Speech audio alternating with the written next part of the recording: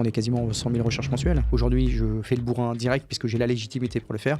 Je crée tout de suite une grosse thématique et les sous-catégories qui vont avec. Grégory, il y a 8 ans ou il y a 10 ans, n'aurait pas du tout fait ça, aurait fait l'inverse. Donc il vaut mieux, comme le choix de tes mots-clés, faire des contenus que t'en fais moins. T'essayes de faire en sorte qu'ils soient intéressants pour tes visiteurs. En France, à 95%, il attend des pages listing, pas des pages hub. Voilà, on avait des retombées, la presse en a parlé, et moi c'était bankable. Lui, c'est Grégory, cofondateur et directeur marketing de Okara. Okara, c'est le leader de l'horlogerie et de la bijouterie en ligne. Créée en 2010, la marque s'est imposée en quelques années comme acteur majeur de son industrie et elle emploie aujourd'hui près d'une cinquantaine de personnes pour un chiffre d'affaires de 20 millions d'euros par an. Mais ce qui est vraiment impressionnant chez Okara, c'est la manière dont ils ont réalisé cette croissance. Depuis le début, ils ont fait le choix de miser beaucoup sur le référencement naturel, qui a entre autres porté leur croissance, et aujourd'hui encore, le SEO représente près de 40% du trafic de la marque, avec un peu plus de 500 000 visiteurs uniques par mois. Grégory a une grosse expérience dans l'e-commerce, puisqu'avant de rejoindre Okara, il a bossé pour Grosbill, Bazar Chic ou encore Bernard Tapie, mais c'est surtout à travers son expertise SEO qu'il se démarque, aussi bien dans sa mise en application pour Okara que dans sa contribution à l'écosystème e-commerce en France. J'étais assez curieux de connaître les coulisses marketing de Okara, alors j'ai reçu Grégory pour qu'il m'en dise un peu plus. Pendant 2 heures, on a parlé des débuts de Okara. Et on est allé les chercher, les avis, vraiment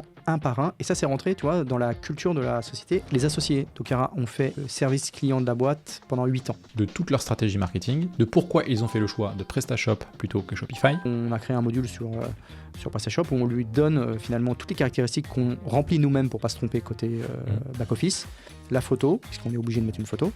Et on appuie sur un bouton et ça lui communique les informations et elle nous rend un contenu qui est formaté comme on le veut et on a quelqu'un qui relit et qui va valider. Et on a bien évidemment décortiqué leur stratégie SEO. On a vu ensemble pourquoi ils ont fait le choix de miser autant sur le SEO, quelle est leur approche en termes de contenu, de technique et de popularité. Encore une fois, si tu fais un contenu mais qu'il n'a pas une vocation à faire quelque chose sur ton site, bah finalement ça sert pas à grand chose. De quelles recommandations il ferait à d'autres marques e-commerce qui veulent faire du SEO, et plus largement de plein de sujets aussi stratégiques qu'opérationnels. 80% de nos efforts sont faits sur ceux qui nous rapportent beaucoup de trafic. J'ai l'habitude de recevoir des experts marketing sur ce podcast, mais je dois dire que j'ai été assez bluffé du niveau de technicité de Grégory encore aujourd'hui. Je vous souhaite une excellente écoute et je vous dis à très vite. Salut Grégory. Salut. Comment tu vas ? Bah très bien et toi ? Très bien. Je suis très content de faire ce podcast avec toi. Ouais, plaisir partagé. En plus, en présentiel, c'est le incroyable. Premier épisode, donc c'est pas le premier épisode que je tourne, mais c'est le premier épisode que je tourne en présentiel. Ouais. Je m'étais dit, on en parlait un peu tout à l'heure, mais que j'avais envie de, justement pour la saison 2, faire venir en présentiel et le faire, parce que c'est quand même plus cool que de le faire à distance. Et du coup, tu m'as mis le pied à l'étrier, donc c'est très bien. Super, super fierté pour moi en plus. Cool. Trop bien. Grégory, très content de faire cet épisode, de parler, on va parler de plein de sujets, notamment évidemment du e-commerce et du SEO. J'ai préparé plein de questions, mais pour peut-être te présenter un petit peu pour les personnes qui ne te connaissent pas, tu es le cofondateur et directeur marketing de Okara. Okara, qui est un pure player de la bijouterie et de l'horlogerie. Mais tu as également une boutique en physique, si je ne dis pas de bêtises. Ouais, c'est ça, on dit pure player, mais c'est plus tout à fait vrai. Donc une boîte qui a été créée, tu me diras si les chiffres sont bons, mais en 2010. Ouais.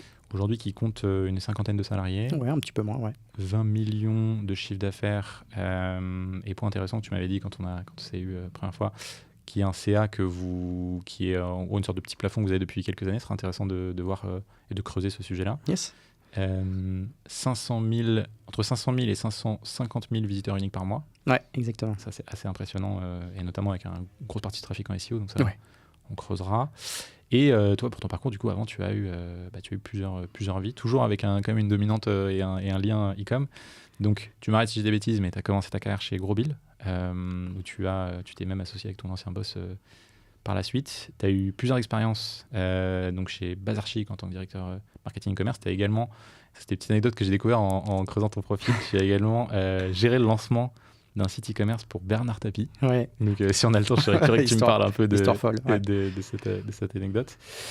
Et bref, donc tu es un expert du e-commerce. Et surtout, moi, ce que j'aime beaucoup, et c'est une des raisons pour lesquelles je voulais te recevoir sur le podcast, c'est que au-delà de ce que tu fais pour ta propre marque, tu as un vrai engagement dans l'écosystème e-com, donc à travers tes contenus par lesquels je t'ai découvert, notamment sur LinkedIn, mais pas que. Tu nous en parleras aussi un peu plus en détail. Et surtout, tu fais beaucoup d'évangélisation autour des sujets donc e-commerce, et notamment SEO. Donc moi, je t'ai connu par ça, et donc à travers ce que tu as fait pour ta marque, mais aussi les contenus que tu publies et ce que tu partages comme astuces et conseils pour les autres. Et tu as aussi une petite particularité dont on va parler, ce qui va être intéressant, c'est que tu ne jures que par PrestaShop. Et ce qui, moi, en fait, alors, je comprends et en même temps, je suis très curieux parce qu'une bonne partie, comme tu le sais, nous, on fait des ads pour des e-commerçants. Une bonne partie de nos clients sont sur Shopify. Et donc, je pense qu'il y a peut-être, tu vois, un sujet à creuser là-dessus. Pourquoi, justement, c'est intéressant. Ce parti pris. Voilà, mais ce que je te propose, c'est peut-être de te laisser te présenter. Alors écoute, tu as déjà fait super bien le job. Alors, je suis Grégory, j'ai un peu plus de 40 ans, marié, 2 enfants. Et effectivement, je suis cofondateur de Okara.com, lancé en 2010, tu as bien vu. Pure player on se dit pure player parce qu'on fait 95% de notre chiffre d'affaires en ligne. Okay. Mais effectivement, on a une boutique qui est située rue de Rivoli à Paris, qui est dédiée au monde de la montre. On pourra en revenir pourquoi ouvrir une boutique que sur les montres. Il y a certaines contraintes derrière ça qui sont intéressantes à exposer.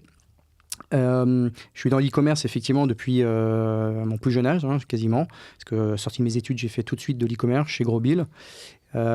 Juste entre Grosbill et puis le reste, j'ai eu une première boîte qui s'appelait 3 mégas, qui était sur l'e-commerce parce que je m'appuyais sur déjà les technos d'e-commerce de l'époque et je conseillais des marques comme Intel, Nvidia, Plantronics, Netgear, des grosses marques américaines.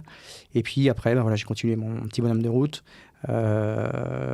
D'abord en tant que consultant à droite à gauche et puis après en poste effectivement recruté chez Bernard Tapie. Un coup de téléphone un jour avec un copain, il y a Laurent Tapie qui veut nous voir, voilà, donc on est à 3 à côté de Saint-Germain près de chez lui. Il dit avec mon père on voudrait lancer un site, ça s'appellerait bernardtapie.com et on veut détecter quels sont les problèmes de pouvoir d'achat des gens, quels sont les foyers de dépenses et essayer d'apporter des solutions en face de chaque foyer. Donc, tu avais la téléphonie, tu avais les crédits, l'ameublement, etc., etc. Et en utilisant le nom de son père, qui a un nom de négociateur dans l'âme, essayer d'aller avoir des solutions en face de chaque problématique financière. Et donc, on a commencé à 3. Quand j'en suis parti, on devait être une quinzaine. Ouais. Gros lancement, gros budget marketing. C'est une super expérience. J'ai beaucoup plus travaillé avec Laurent Tapie qu'avec Bernard. J'ai beaucoup vu Bernard chez lui et tout, en charentaise, qui me tapait dans le dos. J'étais motard à l'époque et à chaque fois, ça l'emmerdait d'être motard parce que c'est dangereux. Il est très familial, même avec ses salariés, contrairement à ce qu'on peut beaucoup entendre. Genre protecteur un peu Ouais, protecteur. Des grosses claques dans le dos. Il me mettait, il me disait il faut que tu arrêtes tes conneries avec ta moto là.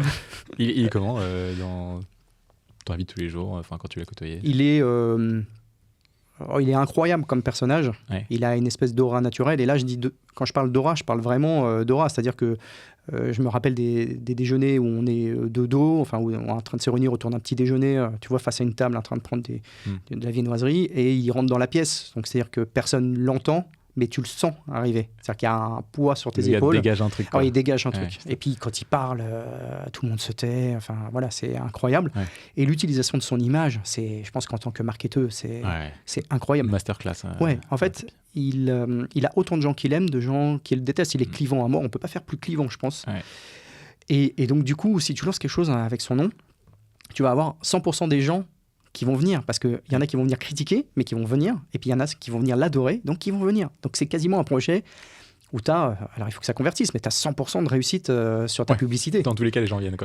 Et puis j'avais un budget marketing qui était démentiel, j'ai pu faire de la télé que j'avais jamais fait avant, parce que j'étais vraiment cantonné au web. Donc c'était incroyable. Avec les particularités de Bernard Tapie, qui est un personnage à gérer, avec des envies, des contraintes, etc. Mais c'est une super expérience. Question de curiosité qui sort complètement du cadre du podcast, mais est-ce que tu as regardé la série Tapie ?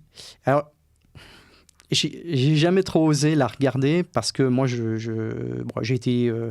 j'ai connu pas mal d'histoires en allant chez eux, en côtoyant Laurent, son fils. J'ai eu beaucoup d'histoires et j'avais très très peur d'être déçu. On me dit souvent, non, il faudrait que tu la regardes et tout. Laurent lui-même en était assez content, donc il faudrait que je le fasse. Mais c'est vrai que j'ai toujours eu peur d'être hyper déçu. Tu veux pas abîmer l'image que tu as de... Ouais, exactement. Je trouvais que c'était cool pendant 1 an et demi. Et donc, j'ai pas du tout envie de détériorer ça. Ok, je comprends. Trop cool. Donc, expérience Bernard Tapie, tu disais donc... Exactement, Bernard Tapie. Puis après, j'ai été chassé directement par le créateur de Bazar Chic. Ouais. Il avait, lui, sa directrice com qui partait, et il avait un marketing qui était un peu en jachère, avec des coûts d'acquisition qui étaient assez hauts. Et moi, j'avais déjà cultivé cette de Gros Bill, je pense que ça me vient de Gros Bill, cette culture du ROI très fort. Ok. Donc on a fait 2-3 rendez-vous. Alors c'était marrant, j'ai plein d'anecdotes sur Liberty, si tu nous regardes un jour, c'est qu'il faisait ses rendez-vous à la logistique. Tu vois, il est fan de logistique, Liberty. Et donc les rendez-vous, c'était sur la petite camionnette, en train d'aller nettoyer la logistique, ranger des trucs. Et on faisait nos rendez-vous comme ça. C'est intéressant. Et donc ouais, j'ai été vraiment chassé de chez Bernard Tapie pour venir chez Bazar Chic. Moi, chez Bernard Tapie, j'ai commencé à 0, on a fini à 15, j'ai dépensé des millions d'euros. Après, c'était beaucoup de reporting, beaucoup de relance, du management. Il n'y avait plus ce challenge du début qui était incroyable. Ouais. Et chez Bazar Chic, j'avais tout le marketing. La com a été bien faite. La directrice d'avant, Marlène, elle faisait des choses super bien. Par contre, sur la partie marketing et acquisition, c'était compliqué. Les choses étaient mal comptées en interne. On travaillait beaucoup au lead dans la vente privée.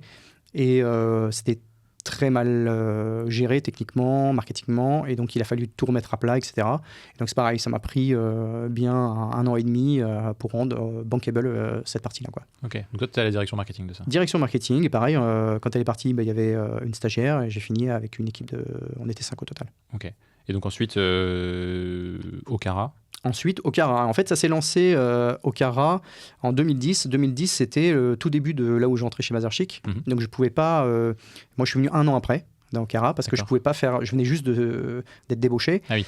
Et je m'étais engagé. J'avais beaucoup à apprendre encore sur une structure qui était complètement différente de Bernard Tapie et de ce que j'avais pu faire avant. Ouais. La vente privée, je ne connaissais pas. C'est beaucoup d'emails. J'envoyais 16 millions d'emails par jour. Voilà, j'avais vraiment à apprendre cette partie-là, délivrabilité, etc. Et puis affiliation un peu particulière. 16 millions d'emails jour, la base devait être colossale. Ou alors vous bombardiez. Et encore, c'est un petit acteur. Quand tu penses à la vente privée, c'est autre chose. Et donc, voilà, j'ai décalé mon arrivée chez Okara d'1 an. Donc, l'histoire, c'est de lancer avec moi en support, mais sans moi physiquement. Et puis après, j'ai pu dealer avec Bazar Chic d'avoir un 4/5e. Donc, j'ai pu passer une journée chez Okara pour appuyer un peu plus. Et puis voilà, après, au bout d'1 an, je voulais vraiment remettre le marketing d'équerre, toujours partir de chez un employeur en disant il a bien fait le job. Parce que tu l'as dit tout à l'heure, tes employeurs d'hier peuvent devenir tes associés d'aujourd'hui. Et c'est le cas, en fait. Mon patron chez Gros Bill est mon associé aujourd'hui chez Okara. Génial. Il est revenu me chercher voilà, quasiment 10 ans après en me disant on lance un truc, est-ce que tu veux en être, quoi. Comme quoi, il faut toujours partir avec en laissant une bonne impression, quoi. Ouais, exactement. Ouais. Okay. Déjà pour toi-même, je pense que c'est important. Et puis, si tu le fais pas pour les autres, il faut le faire déjà pour soi. Ouais. Ok. Est-ce que tu peux nous parler un peu de Okara ? Dis-moi, tu veux que je te dise quoi ? En quelques mots, nous présenter pour les personnes qui ne connaissent pas. Ouais, alors ce que je te disais tout à l'heure, donc Okara, c'est né de l'envie de faire un pure player de la bijouterie en ligne. Ouais. On ne parlait pas du tout montre à ce moment-là. Donc on s'est lancé les 2-3 premières années uniquement sur les bijoux, avec pendant la première année du testing de marché, quels sont les types de produits. Enfin, il faut se rappeler, 2010, l'e-commerce était déjà mature, mais les gens n'étaient pas encore prêts réellement à acheter typiquement de la joaillerie en ligne, comme on peut le faire aujourd'hui avec certains de mes concurrents. Les bijoux, les gens avaient encore envie de voir, donc il y avait beaucoup de démocratisation à faire. On a testé beaucoup de types de produits, de segments de produits, pour savoir finalement quel était celui sur lequel on avait un bon rapport qualité-prix, qu'on pouvait avoir une bonne expérience pour le client, qui pouvait comparer à des concurrents, mais en même temps pas trop, pour savoir qu'on existe. Et donc, voilà, on a trouvé, pendant 1 an, on s'est calé, quoi. Et puis, 2 ans de plus, on a commencé à avoir une forte traction. Et on s'est dit, tiens, ok, on fait les bijoux, on se débrouille bien, mais en fait, pour les hommes, les bijoux, à l'époque, c'était vraiment pas démocratisé. Aujourd'hui, on trouve beaucoup plus de choses, mais à l'époque, il y avait quasiment rien, c'était vraiment que pour les femmes. Et on s'est dit, le seul bijou pour hommes, réellement, c'est les montres. La montre, ouais. Et donc, on a ouvert la partie montre, avec la grosse contrainte que je te parlais tout à l'heure, c'est que les marques de montres ne voulaient pas du tout collaborer avec des sites en ligne. On ne pouvait pas faire de la vente en ligne de montres. Il fallait obligatoirement avoir une boutique. Parce que concurrence oui, parce psychologique. Quoi, et puis, c'est un métier qui était à l'époque assez vieux. Ouais. C'était pas du tout moderne. Les commerciaux, que ce soit bijoux ou montres, fonctionnaient à l'ancienne, c'est-à-dire aller dans une bijouterie, ouvrir leur marmotte, présenter leurs bijoux ou leurs montres. Le bijoutier faisait la commande et voilà, ça marchait comme ça. Ouais. Là, tu allais leur expliquer qu'on allait mettre des montres en ligne, qu'on n'avait pas forcément besoin du stock chez nous tout de suite, mais qu'il fallait qu'ils nous livrent un peu vite pour qu'on puisse livrer le client. Voilà, pour eux, c'était compliqué, quoi. Changement de paradigme, complet. Et donc, dans ces retranchements, ils nous ont dit on peut ouvrir les montres, on peut vous ouvrir les montres, mais par contre, il faut une boutique. Parce qu'en fait, c'est ça qu'on va ouvrir. C'est pas le site en ligne. On ouvre une boutique, vous achetez du stock. Si vous voulez vendre en ligne, c'est votre problème, voilà. Tu vois. Donc en fait, ils misaient pas du tout sur Okara, ce qu'est aujourd'hui Okara comme leader de la montre. Ils visaient une boutique. Donc on a ouvert une boutique qui était assez petite parce qu'on a commencé en fonds propres et qu'on n'a pas l'argent nécessaire à ouvrir un super boutique. Donc c'est une boutique dans une petite parallèle de la rue de Rivoli, c'était quand même dans le premier arrondissement, mais c'était pas incroyable, quoi. Qui est toujours la même du coup Non. Okay. Non. Alors le Covid nous a aidé à pouvoir prendre une autre boutique parce qu'il y a des pas de porte qui se sont libérés sur la rue de Rivoli parce que les commerçants étaient fermés pendant plein de temps, et donc du coup on a pu récupérer une boutique qui est aujourd'hui rue de Rivoli et qui est beaucoup plus grande, beaucoup plus belle, mieux agencée, avec beaucoup plus de marques. Mais au début, voilà, c'était vraiment une petite boutique pour finalement contractuellement pouvoir ouvrir les marques. Si les marques m'écoutent, j'ai pas envie de le dire, mais c'était un peu comme un cheval de Troie finalement. Tu vois, on fait ce qu'elles veulent, mais entre guillemets, nous, notre but ultime, ça a toujours été de vendre en ligne. Et puis voilà, c'est devenu ce que tu as bien décrit tout à l'heure, c'est-à-dire 20 millions de chiffre d'affaires, entre 500 et 150 000 visiteurs uniques par mois. C'est un écrin de 32 000 produits. J'ai regardé avant de venir. D'habitude, je dis 30 000, mais là, c'est 32 000. Tu as les chiffres à jour. Quelles sont les métriques que tu veux que je te donne? On allait y venir, mais très cool déjà d'avoir tout l'historique. C'est très intéressant de voir l'évolution. Et surtout, je pense que c'est pas facile dans des secteurs comme ça qui sont, je pense, historiquement ou traditionnellement, qui ont des fonctionnements qui sont aux antipodes de ce qui se fait maintenant. À l'époque, de se faire un peu, je pense, sa place, ça devait pas être de toute. Non, c'est beaucoup de négociations. Repos, mais, ça reste encore aujourd'hui beaucoup de négociations parce que mine de rien, je pense que dans toutes les marques qu'on distribue, on est les premiers revendeurs. Mais en fait, ils ont tellement de revendeurs qu'on a un pouvoir de négociation qui est quand même limité. Et donc, vous faites que de la distribution ou vous avez vos propres montres? À 99%, on fait que de la distribution. On achète vraiment pour revendre. On a sur la partie bijoux un petit peu des collections Okara. C'est quelque chose que on doit travailler un petit peu aussi, nous, de notre côté. Mais c'est vrai qu'on s'est toujours concentré aujourd'hui sur la distribution, à essayer de faire des corners de marques qui soient sympas, avoir les dernières marques tendances, à aussi être précepteur. C'est important pour nous. Et on dit toujours, on dit souvent en tout cas dans le marketing, et je pense que tu dois le voir, que les tendances qui arrivent en France sont des tendances qui étaient déjà bien ancrées, en tout cas aux US. Alors c'est vrai sur la partie bijoux, parce que les grosses tendances de mode, elles sont quand même effectuées là-bas, quoi qu'on en dise, même avec notre culture française de la mode. Par contre, c'est pas du tout vrai sur la partie horlogerie, parce que ils sont pas tellement bons. Enfin, il y a un rapport de taille qui est important. Donc, quand ils réussissent là-bas, c'est astronomique vu la taille du pays.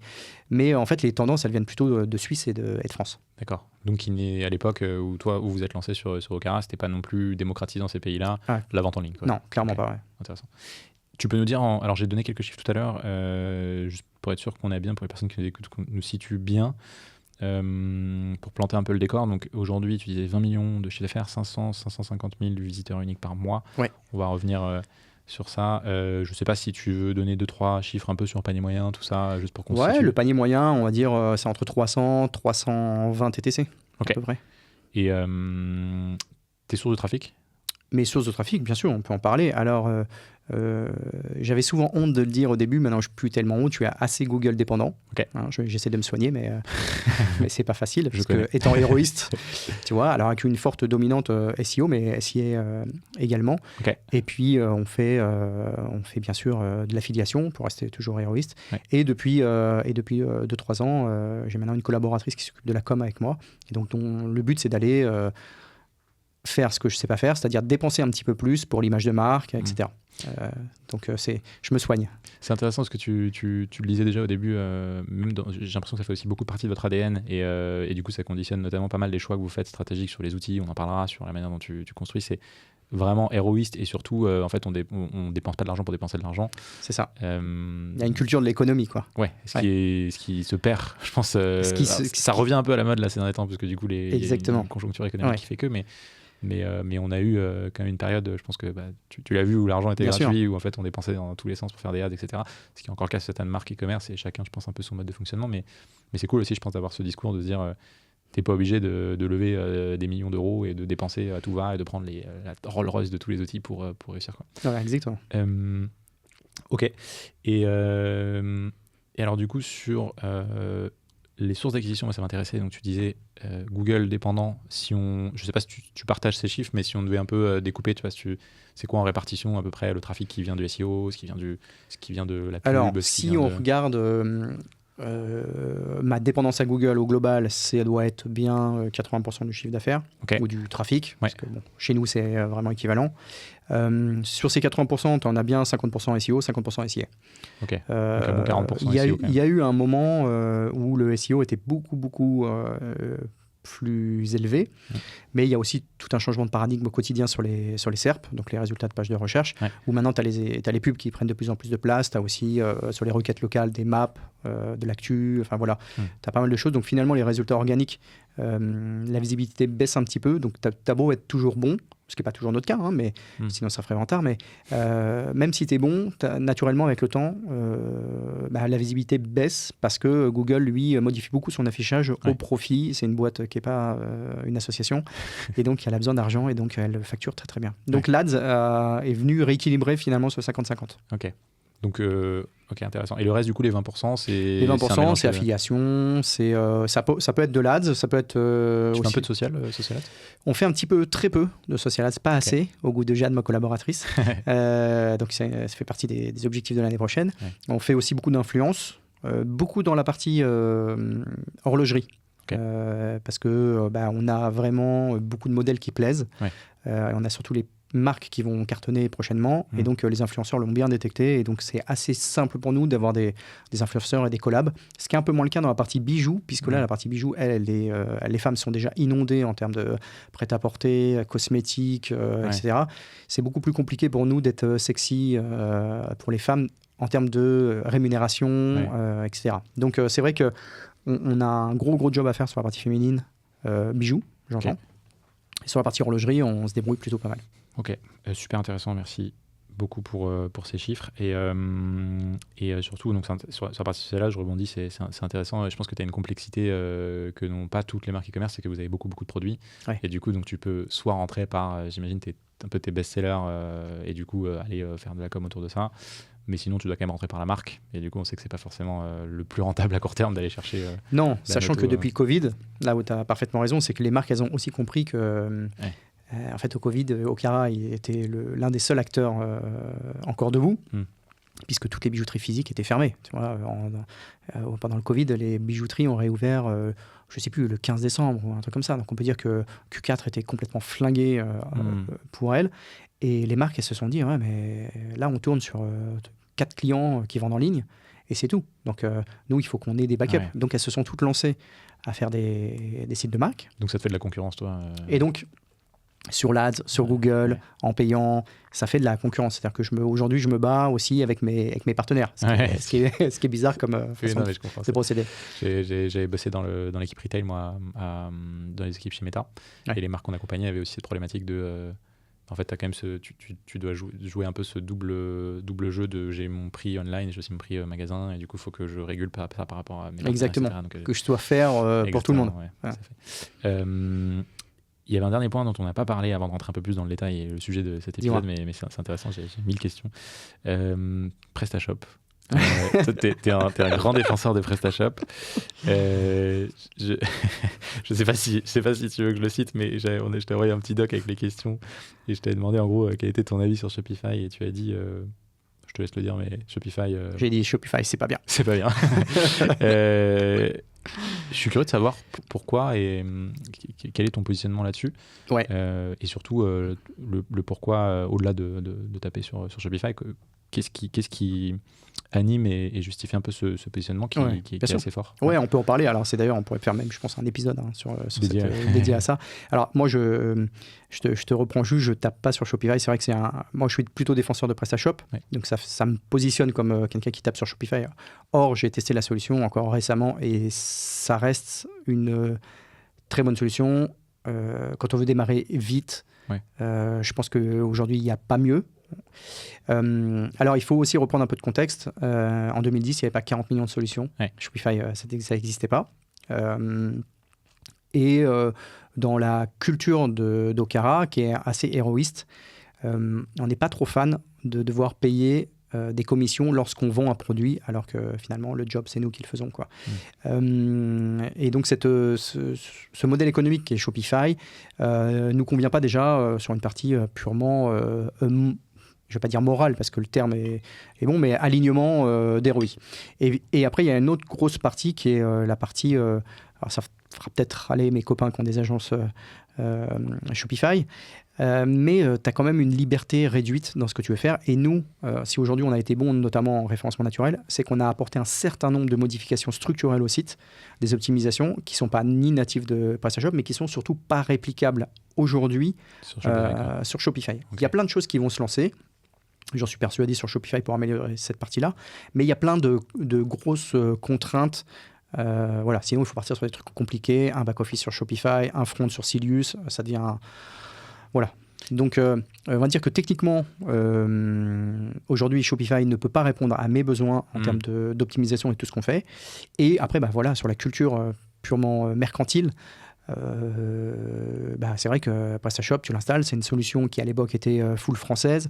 Il y avait un module pour faire tout ce que tu voulais. Donc, tu pouvais set up un site. Vraiment, en une journée, tu avais un truc qui était costaud parce que tu avais plein de gens puis tu as un écosystème. Tu as un support, des forums de support. Et puis voilà, les modules, les agences, il y en avait énormément. Alors, il y en a toujours énormément, mais disons que c'est hyper rassurant pour un marchand quand tu te lances d'avoir tout cet écosystème. C'est pour ça qu'on a choisi PrestaShop à l'origine. Okay. Et tu penses que du coup, si tu avais fait si vous avez fait exactement la même chose que vous avez fait là chez Okara, la même strat marketing, etc., avec un Shopify, vous n'auriez pas eu les mêmes résultats? Sur la partie SEO, c'est sûr. Ok. Ouais. Aujourd'hui, moi j'ai testé justement, en ce moment-là, je m'amuse sur mon temps libre à décortiquer Shopify. Parmi tes nombreux projets. Parmi les autres trucs, à décortiquer Shopify sur la partie SEO. Et oui, les modules qui existent aujourd'hui sont pas... c'est limité. Ouais, c'est ultra limité. Est-ce qu'on peut dire, alors peut-être que je tire des conclusions trop hâtives, mais que du coup, par nature... un CMS comme Shopify en fait va plus te pousser vers des canaux d'acquisition qui sont payants ouais, tu vois, ads que, je voulais le dire. T'allais le dire, j'étais sûr. Mais... Oui, t'as raison. Mais parce qu'en fait, nous on voit beaucoup de. Je prends l'exemple de nos clients, les marques qu'on accompagne, et même les marques avec lesquelles j'échange, il y en a qui sont plutôt dans, je dirais, ads dépendantes et notamment du social entre autres. C'est 70-80% Shopify. Ouais. Et tu vois, je me suis jamais posé la question dans le sens de me dire est-ce que c'est parce qu'elles sont Shopify que du coup c'est un modèle qui marche bien avec les ads ou l'inverse, tu vois. Mais, alors je pense pas que l'un conditionne l'autre. Enfin, Shopify ne conditionne pas l'ADS, mais par contre c'est la typologie de clients qui viennent sur Shopify qui conditionne le fait qu'ils veulent du méta. Généralement les gens qui sont sur un Shopify, c'est des gens qui n'ont pas forcément dès le début une vision, une envergure hyper long terme où ils veulent créer une marque. Donc il faut que ça aille vite, ils veulent que ça soit simple. Ouais. Et en ça, Shopify, on ne peut pas leur enlever. C'est vraiment ultra simple. Une fois que tu as mis en ligne, il faut que tu aies un retour sur investissement. Enfin, il faut que tu vendes, quoi, tout simplement. Donc là, pour avoir de l'argent rapidement, tu vois, tu déclenches les ads. Et une fois que tu as déclenché beaucoup d'ads et que ton ROI est moyen, et là, tu vas te dire, tiens, ça serait bien que je me lance pour faire un petit peu d'autres choses. Donc, c'est pour ça que là, on voit une tendance des Shopify à essayer de travailler le SEO. Ouais, ok. Ouais, j'ai un super pote qui a une newsletter. Dans sa dernière newsletter, il disait, ça y est, les marques découvrent qu'on peut faire un blog avec Shopify. Tu peux la citer si tu veux. C'est Anakin. Anakin, ok. Très bien. Et c'est intéressant, du coup, sur ce volet Shopify, je suis perdu dans ce que je voulais dire. C'est intéressant, mais tu m'as matrixé sur Shopify. Donc aujourd'hui, tu dis que les possibilités sur Shopify sont un peu plus limitées, notamment si on veut faire du SEO, entre autres. C'est ça, le modèle économique. Donc PrestaShop, tu n'as pas du tout de commission sur des ventes. Non, en fait, c'est un CMS qui est open source. Ouais. Donc ça veut dire que de base, il est gratuit et modifiable à ta volonté, avec les contraintes. Pas forcément de support, etc. Ouais. Mais tu prends le CMS, tu l'installes, tu mets tes produits, tu vends. Okay. Et en plus, tu peux le modifier comme tu veux, à condition d'avoir soit un background technique important, soit d'avoir un développeur dans ton équipe. Et nous, le premier salarié d'Okara, c'est un développeur. D'accord, ok. Voilà, alors que Shopify, tu as besoin de personne, tu prends ton nom de domaine, tu le parques sur Shopify, tu as lancé ton site, le design, tu peux le faire avec l'éditeur qui est plutôt bien fichu. Et c'est vrai que tu peux lancer à date pour une marque quelque chose d'assez beau rapidement. Ouais, c'est hyper simple à faire. Ok. Et peut-être pour les marques qui nous écoutent, puisqu'il y a beaucoup de... Je sais qu'il y a un peu un mouvement de marché en disant il faut absolument être sur Shopify, etc. Et qui sont peut-être justement sur d'autres infrastructures. Aujourd'hui, donc sur un PrestaShop par exemple, c'est facile de faire de la maintenance. Est-ce que ça demande... Je pense que la crainte qu'on peut avoir, c'est de se dire ça demande d'avoir soit d'être dépendant de ton agence, d'avoir en gros des frais de maintenance, d'avoir des personnes qui sont techniques, etc. Et donc tu as un peu moins cette facilité, cette agilité pour faire des modifications. C'est vrai ou c'est plutôt... Alors oui, c'est vrai, et en même temps c'est pas tout à fait vrai. Enfin, c'est une réponse de ça dépend, tu vois, qu'on utilise beaucoup dans les SEO. En fait, à notre niveau, à notre taille, si on était sur Shopify, on aurait forcément une agence ou des devs en interne. C'est obligatoire. Les gros sites qui bastonnent sont tous adossés à une agence. C'est impossible de faire sans. Parce que tu restes quand même limité. Tu peux setup le site vite, le rendre beau vite, mettre tes blogs, tes photos, ce que tu veux assez vite. Mais si tu veux des choses un peu plus sexy, tu es tout de suite obligé d'aller faire du dev, du custom, et donc de passer par une agence. Donc je pense pas qu'il y ait tu vois, de bonnes, de mauvaises réponses. Je pense surtout que ça dépend un petit peu de la cible. C'est vrai qu'aujourd'hui, il y a plein de marques. Tu vois, tout ce qui est DNVB, c'est à 99% sur comment ça s'appelle, sur Shopify, tout simplement parce qu'elles ont une idée, elles ont le produit, elles préfèrent taffer le produit et le marketing que bosser la technique, et en ça, Shopify leur rend service. Maintenant, quand tu veux monter un écosystème dont tu es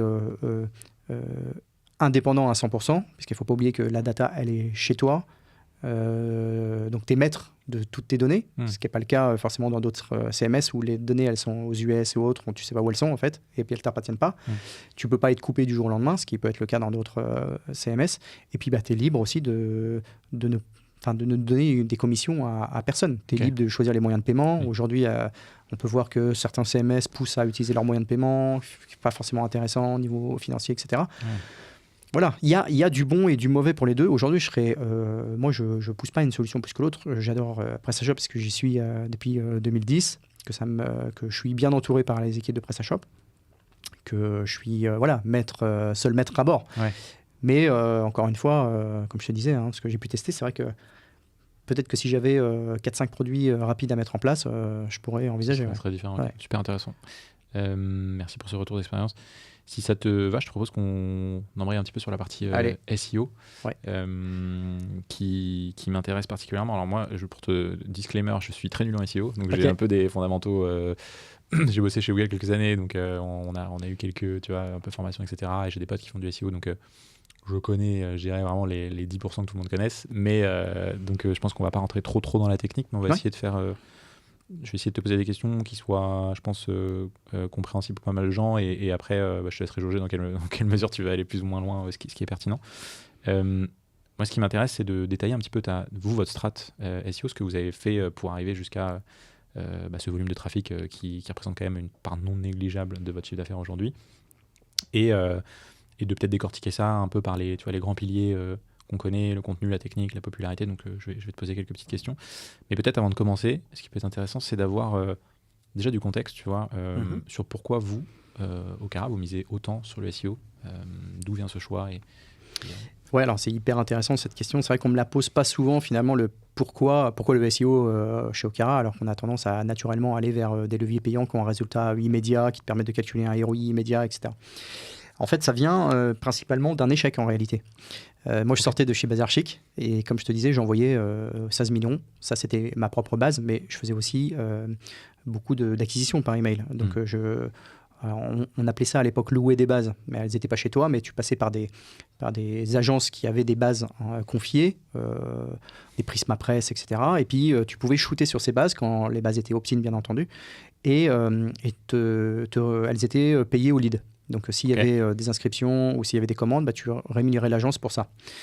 Et moi, en envoyant plus de 16 millions de mails par jour, j'avais des très, très bons contacts dans ces agences, beaucoup de gens qui me devaient des services. Et quand je suis allé chez Okara et que j'ai dit allez, on va se lancer dans la partie email parce que c'est ce que je maîtrise, c'est le levier que je maîtrise à date. Et je leur ai dit, ça va être facile, vu tous les services qu'on me doit et toutes les bases auxquelles j'ai accès. C'est sûr, ça va être bankable jour 1. Et en fait, on a envoyé des millions de mails et ça n'a pas été bankable du tout. Ça a été un gros échec. C'était facturé au lead? C'était facturé au lead. Okay, mais j'ai perdu des copains dans la route. Tu vois. Parce que quand on voit, alors bien sûr, j'ai pas eu accès à 100 millions de mails, mais j'ai eu accès à des 1 million, 2 millions quand même, qui étaient magnifiques. Qui donnait rien, mais qui donnait rien parce que en fait la boîte c'était une typologie de produits qu'on n'avait pas l'habitude de trouver en ligne. C'était une boîte qui était jeune, c'est une boîte qui n'avait pas d'avis client à l'époque. C'était les balbutiements des avis clients, qui n'avait pas de réputation, qui n'existait pas en ligne. Voilà, donc en fait tu recevais un mail, tu pouvais te dire mais c'est quoi ce truc, c'est bizarre, ils veulent me vendre des bijoux en ligne, jamais du monde. T'as même pas eu un lead? Si, j'ai dû faire une dizaine de commandes, tu vois. On parle de millions de mails. C'était dur. C'était dur pour ceux qui m'ont fait ces shoots, quoi. Et ils l'ont fait une fois, ils l'ont pas fait deux fois. Et en fait, on a de cet échec en fait est né deux parallèles chez Okara très très importantes qui sont encore dans notre ADN. L'existence de la marque, on n'avait pas d'argent pour faire la com, donc il fallait des leviers qui soient hyper héroïstes. On a voulu commencer avec Google. Moi, j'avais fait juste avant Bernard Tapie. Chez Bernard Tapie, on travaillait avec une agence qui était un ancien de Google, tu vois, Stéphane Lévy, et puis tu connais bien, ouais. Pas personnellement, mais de nom. Voilà, et qui est un personnage incroyable que j'ai rencontré donc, avec Bernard Tapie, on avait travaillé avec lui, et je voulais absolument bosser avec lui parce que pour moi, c'est un gars hyper brillant. Et il m'a dit, bah écoute, ok, mais il faut un budget minimum parce que les égos, il faut les chauffer. C'est pas comme aujourd'hui. Aujourd'hui, tu peux avoir des résultats assez rapidement. À l'époque, il fallait 3 mois de budget pour que vraiment l'algo comprenne ce que tu fais, comment tu le fais. La fameuse learning phase. Exactement. Phase et il fallait un budget un peu important. Si aujourd'hui tu peux commencer avec 1000 balles par mois, à l'époque c'était pas du tout le cas. On est en 2010, je le rappelle. Et du coup ce budget on l'avait pas. Donc on n'a pas pu commencer l'Ads tout de suite. Et en fait finalement le SEO était tout de suite le premier levier qui nous semblait être à notre portée, vu qu'on démarrait. Si on faisait les choses bien, on pouvait que se positionner, vu que nos concurrents qui existaient, qui étaient soit des monstres du retail, soit des petites bijouteries, elles ne maîtrisaient pas du tout. Et moi, dans mes associés, on a tous un background Internet assez fort, et surtout e-commerce. Et donc, on savait qu'on pouvait réussir sur cette partie-là. Donc, ça, c'est la première parallèle. Et la deuxième parallèle, c'est que si on avait du trafic, il fallait aussi qu'on ait de la preuve sociale. Donc, très rapidement, on a mis un gros focus sur le service client. À chaque commande qu'on avait sur le site, on a été chercher les avis clients en appelant les gens, en leur demandant, voilà, on est une jeune boîte, vous avez été content de votre commande? Si oui, sinon, enfin tu vois, sinon, pourquoi, comment on progresse? Si oui, est-ce que vous pouvez nous laisser un avis sur les plateformes? À l'époque, il n'y avait que Ecomi, c'est toujours un partenaire chez nous. Il n'y avait pas Trustpilot, il n'y avait pas Custplace, il n'y avait pas Avis Vérifié, il y avait Ecomi, c'était le seul qui était compatible avec les étoiles dans les résultats payants de Google. Donc on s'est mis avec eux et on est allé les chercher, les avis, vraiment un par un. Et ça, c'est rentré, tu vois, dans la culture de la société. On a fait, les associés d'Okara ont fait le service client de la boîte pendant 8 ans. En plus de notre métier. Jusqu'à 2018, du coup. Ouais. Putain. En plus. Dingue. Ouais. C'est-à-dire qu'on faisait, moi je faisais mon market, et en parallèle, quand le téléphone sonnait, c'était un de nous 5 qui prenait. Systématiquement. Et cette partie SEO, du coup, toi, c'est une compétence que tu maîtrises avant Alors, ouais, j'ai été formé, moi, chez Growbill, même si ce n'était pas mon métier au moment où j'ai été formé, parce que j'ai commencé au tout début, j'ai vraiment participé à ce que le site web devienne ce qu'il est devenu chez Growbill, parce que c'était vraiment des boutiques avant. Donc, j'étais vraiment au web marketing, et j'ai migré du web marketing aux achats.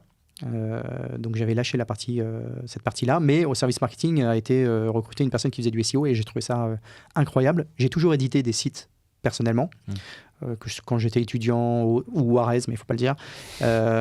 Et donc du coup, quand j'ai rencontré cette personne chez Growbill, j'ai aspiré le plus de savoir-faire possible. Et là, je me suis documenté.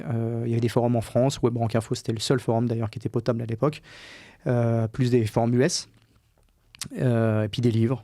Olivier Andrieux et compagnie, au tout début, c'était des grosses bibles qu'il fallait connaître par cœur. Et ça m'a intéressé. Et puis j'ai continué dans toutes les boîtes où je suis passé à amener cette culture du SEO à mon niveau, qui n'était pas forcément très haut à cette époque-là, mais en même temps, je faisais beaucoup de tests sur mes sites personnels. Et ça, c'est une de mes parallèles à moi, c'est que je continue à faire énormément de tests de R&D. Et d'ailleurs, je vais faire une conférence d'ici pas longtemps, le 5 décembre, au Rex, sur la R&D que je fais chez Okara. Trop bien. et avec beaucoup d'échecs, parce que c'est ça la R&D, c'est faire beaucoup d'échecs, mais quand tu as une petite pépite, ça permet de... C'est du coup, tu as des sites en parallèle ou c'est des sites en pages parallèle. Okay. Ouais. Ah oui, alors au tout début, on faisait des tests sur Okara. Ouais. Donc ça nous a valu parfois des pénalités, parfois des choses bien. Et après la pénalité, on a compris qu'il fallait qu'on arrête les tests sur Okara. Ouais. C'était une petite erreur. Et donc on a développé d'autres sites. Donc on a d'autres sites e-commerce à côté. Okay. Qui ont vocation à faire des tests. Okay. Ouais. C'est ton labo en gros de exactement. De tests. Okay. Intéressant. Si on rentre un petit peu dans la partie stratégie e-com, stratégie SEO, lapsus, on parle d'e-com, c'est quoi un peu les grands piliers ou peut-être même j'essaie de mettre à la place d'une marque, tu vois, qui aujourd'hui fait pas trop de SEO, qui a envie de développer ce canal pour toutes les raisons qui lui sont propres. En l'occurrence, tu en as évoqué certaines, mais je pense que la plus évidente, c'est que c'est quand même une source de trafic qui peut être gigantesque, comme c'est le cas pour vous, et que tu n'as pas à payer, alors indirectement, parce que tu as quand même des ressources, tu as quand même des outils. Voilà, c'est du temps, mais ça reste de l'organique.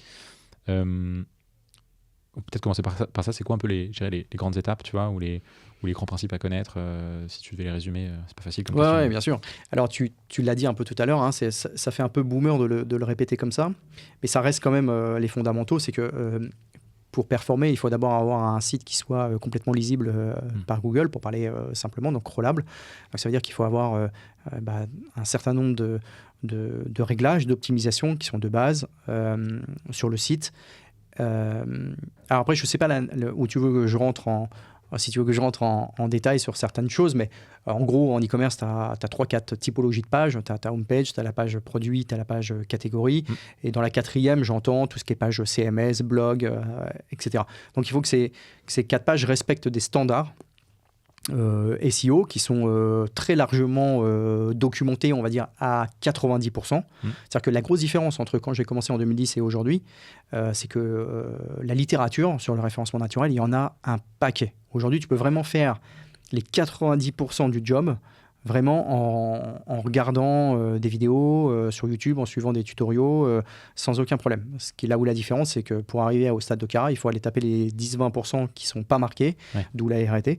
Mais en gros, il y a vraiment des listes qui existent de critères à remplir. Tu as des noms d'ailleurs de forums, de communautés qui te viennent en tête Oui, alors pour la France, le plus simple, c'est de regarder le site Abondance, qui est un ancien site d'Andrieux, puis qui vient d'être repris par une bonne équipe de jeunes là, qui cartonnent bien. Ils ont donné un coup de neuf au site et tu trouves tout ce que tu veux dessus, plus des petites formations qui sont vraiment accessibles, pas trop chères. On parle de 199 jusqu'à 400 € pour se former. Et là, tu as déjà, je pense, 80% du b.a-ba de ce qu'il faut faire sur la partie technique sur ton site.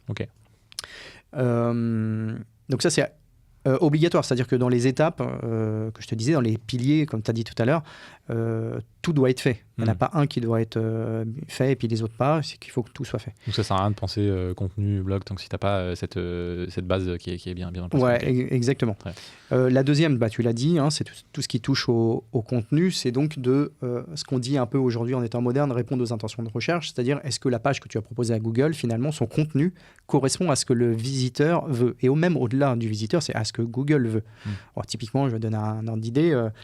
Quand tu vas taper par exemple Rolex, est-ce que quand tu tapes Rolex, les gens veulent acheter une Rolex? Est-ce qu'ils veulent la cote Rolex ou est-ce qu'ils veulent l'histoire Rolex? Sur cette requête, tu peux avoir plusieurs intentions de recherche et Google va décider d'en afficher un certain nombre de résultats sur une typologie ou pas. Donc, c'est comme ça que tu vas aussi construire ta partie éditoriale et toute l'optimisation du contenu pour correspondre à ce que Google veut et indirectement, bien sûr, le visiteur. Ça, c'est pour la partie contenu. Et la partie popularité, qui s'est toujours traduit par les backlinks, ce qu'on appelle les backlinks, donc le nombre de liens qui pointent vers ton site, qui peuvent être soit achetés, soit que tu peux avoir de manière naturelle en travaillant ta communication. Et on s'est rendu compte là depuis les leaks de Google, qui ont eu lieu il y a pas longtemps, qu'il y avait une partie popularité qu'on supputait, mais qu'on n'avait aucune preuve, que la partie espionnage de Google via Chrome était importante, et donc que les interactions de la SERP vers ton site web étaient prises en compte pour ton ranking. Pour faire simple, ça s'appelle NavBoost, c'est-à-dire que il y a toute une mécanique qui va trier les sites. Donc, Google va venir les indexer.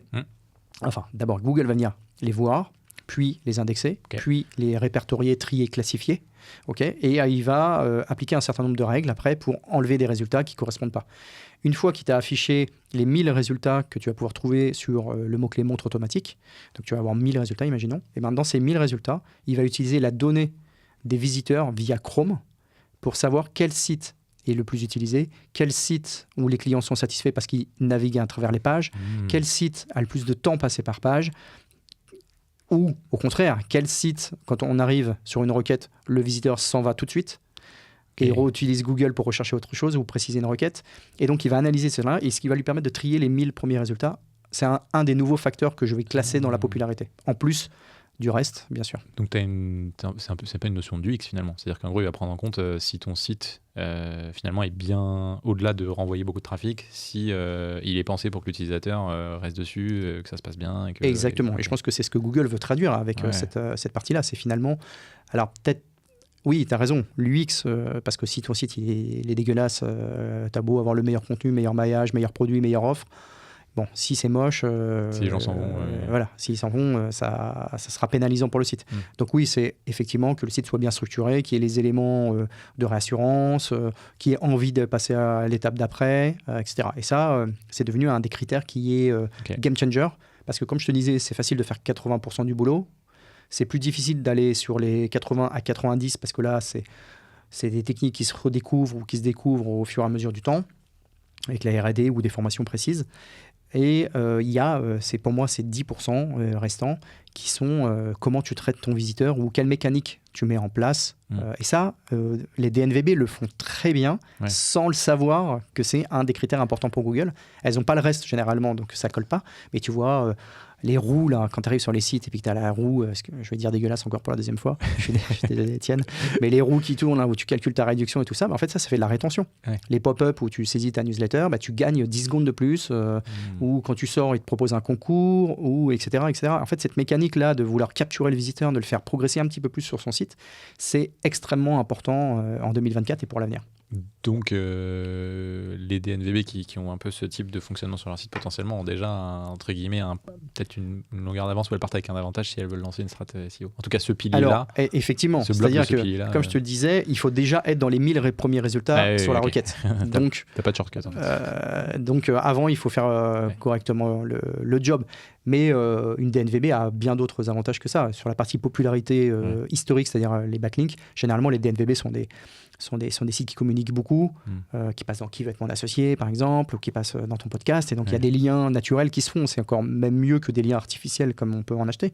Donc, elles ont aussi quelques avantages. Plus tu communiques aujourd'hui et c'est là où est le vrai game changer. C'est-à-dire qu'il faut que tu aies ta partie technique, il faut que tu aies les bons mots, mais communiquer, c'est plus simplement Google en fait. Si tu veux apparaître bien sur Google, bon, alors déjà, le référencement naturel est en train d'évoluer. On le voit, il y a un peu plus de trafic de ChatGPT, un peu plus de trafic de Perplexity, beaucoup plus de trafic de TikTok. Les recherches se font plus forcément uniquement sur Google, elles se font beaucoup aussi sur YouTube, etc. Donc je pense que ça, c'est à prendre en compte dans le référencement au global. Mais en plus, pour Google, oui, quand tu es bon en communication, c'est un gros point pour toi. C'est cool. Super clair. Du coup, si ça te va, je te propose qu'on les prenne un par un, ces piliers. Donc technique, contenu, popularité. Je sais pas quel ordre est le plus logique, mais de ce que tu... Technique, moi je dirais. Technique, en numéro. C'est bien technique. C'est bien de commencer par ça. En effet, comme tu dis, c'est le socle quand même fondamental. C'est quoi un peu les principales optimisations que tu recommandes tu vois, comment tu t'y prends plutôt sur cette partie technique? Alors, il y a un paquet de critères d'optimisation. Il y en a qui sont débattus ou pas, mais si on prend ceux qui sont les plus importants, en tout cas pour le SEO, qui reste la balise title et la balise H1. Donc, alors, pour faire simple, en gros... tu as la title et la métadescription qui sont invisibles pour le visiteur, qui sont dans le code source d'une page et qui sont pour la title, tu vois, le nom de ton onglet ou le lien bleu, si on peut dire le lien bleu, c'est un peu boomer aussi, mais le lien bleu dans Google, c'est généralement... Tout le monde comprend, moi. Tout le monde comprend. C'est généralement ta title. Ça, dans n'importe quel CMS, en natif, théoriquement, ça existe. Il faut choisir, il y a des règles de taille pour ne pas dépasser dans Google et avoir les 3 petits points. Ça, il faut que ça concentre le mot-clé sur lequel tu veux... et puis, un petit peu de marketing pour donner envie de cliquer. ce que je disais dans la partie popularité, c'est que le trafic compte. Donc, si par exemple tu es 3e sur un mot-clé, mais que ta title donne envie aux gens de cliquer, tu peux potentiellement remonter premier. Ok. Donc, la title, et puis là, finalement, la métadescription. Donc ça reste vraiment la grosse base. La H1, c'est généralement la structure HN de ton site, c'est-à-dire comment tu hiérarchises l'information. Sur ta home, typiquement, est-ce que tu as le nom de ton site ou le mot-clé de ta thématique qui est structuré en H1, donc c'est-à-dire un peu comme un livre, c'est le titre du livre. Le H2, ça va être un petit peu le titre du chapitre. Et puis, après, à l'intérieur de tes sections, tu as ton chapitre, tu as tes lignes, etc. Donc, c'est un peu sur un e-commerce, finalement. Si tu prends la home et que tu dis, par exemple, le top des ventes, on peut imaginer que Okara, par exemple, ou bijouterie en ligne, ça soit le H1 du site. Elle est unique sur cette page, tu ne le retrouves qu'une fois. La H2, tu peux en avoir plusieurs parce que tu peux avoir le top des ventes, les nouveautés en ce moment, les coups de cœur Okara. Et à l'intérieur, tu peux avoir des H3, par exemple, sur le nom des produits ou pas, c'est pas une obligation. Donc c'est une espèce de structure du contenu qu'il va y avoir. Si déjà tu fais ça, tu mets beaucoup de points de ton côté parce que c'est parmi les balises finalement qui sont les plus importantes. Après, bien sûr, tu dois avoir des zones de contenu, etc. Ça, c'est pour la partie home, c'est relativement simple. C'est difficile de tout décrire parce que sur cette partie home, là, je te compte pas, je te parle pas du menu, je te parle pas du footer, mais tu vois, typiquement, ce qu'il faut imaginer sur un site, c'est que Google arrive, il va te donner 100% de crédit, 100% de puissance, et puis que sur ta home, c'est elle qui va distribuer un petit peu cette puissance. Donc, si tu arrives et puis que tu as 150 produits, tu vas diviser par 150 la puissance. Si tu n'as que 10 produits, tu vas diviser par 10 la puissance. Donc, une fois que tu as compris cette règle de transmission de ce qu'on appelle du jus, du PageRank, tu comprends que les sites qui ont des méga menus et qui font rien de spécial dessus, diluent potentiellement énormément toute la puissance, de part égale. Et ceux qui ont des footers à rallonge avec plein de trucs à l'intérieur, diluent tout autant. Donc après, il y a des techniques pour faire en sorte que ces liens soient visibles pour le visiteur, mais pas visibles par Google. On parle à ce niveau-là d'obfuscation, par exemple, ou de cloaking. Bon, moi, je suis plutôt obfuscation. Donc voilà, ça, on pourrait en reparler un petit peu après si tu as envie. Mais voilà, je t'ai fait un petit peu le panorama de la page, de la homepage. Ce qui est important aussi dans la partie purement technique, c'est de et ça, je pense qu'il n'y a pas assez de littérature justement dessus, c'est que de regarder un petit peu, j'en sais rien, quand tu tapes montre automatique, quels sont les résultats qui sortent. Donc si tu veux parler d'intention de recherche, donc sur montre automatique, il n'y a pas tellement de doutes, c'est que des gens qui veulent acheter une montre. Et de regarder les premiers résultats, à critères égal, la présentation peut avoir un impact.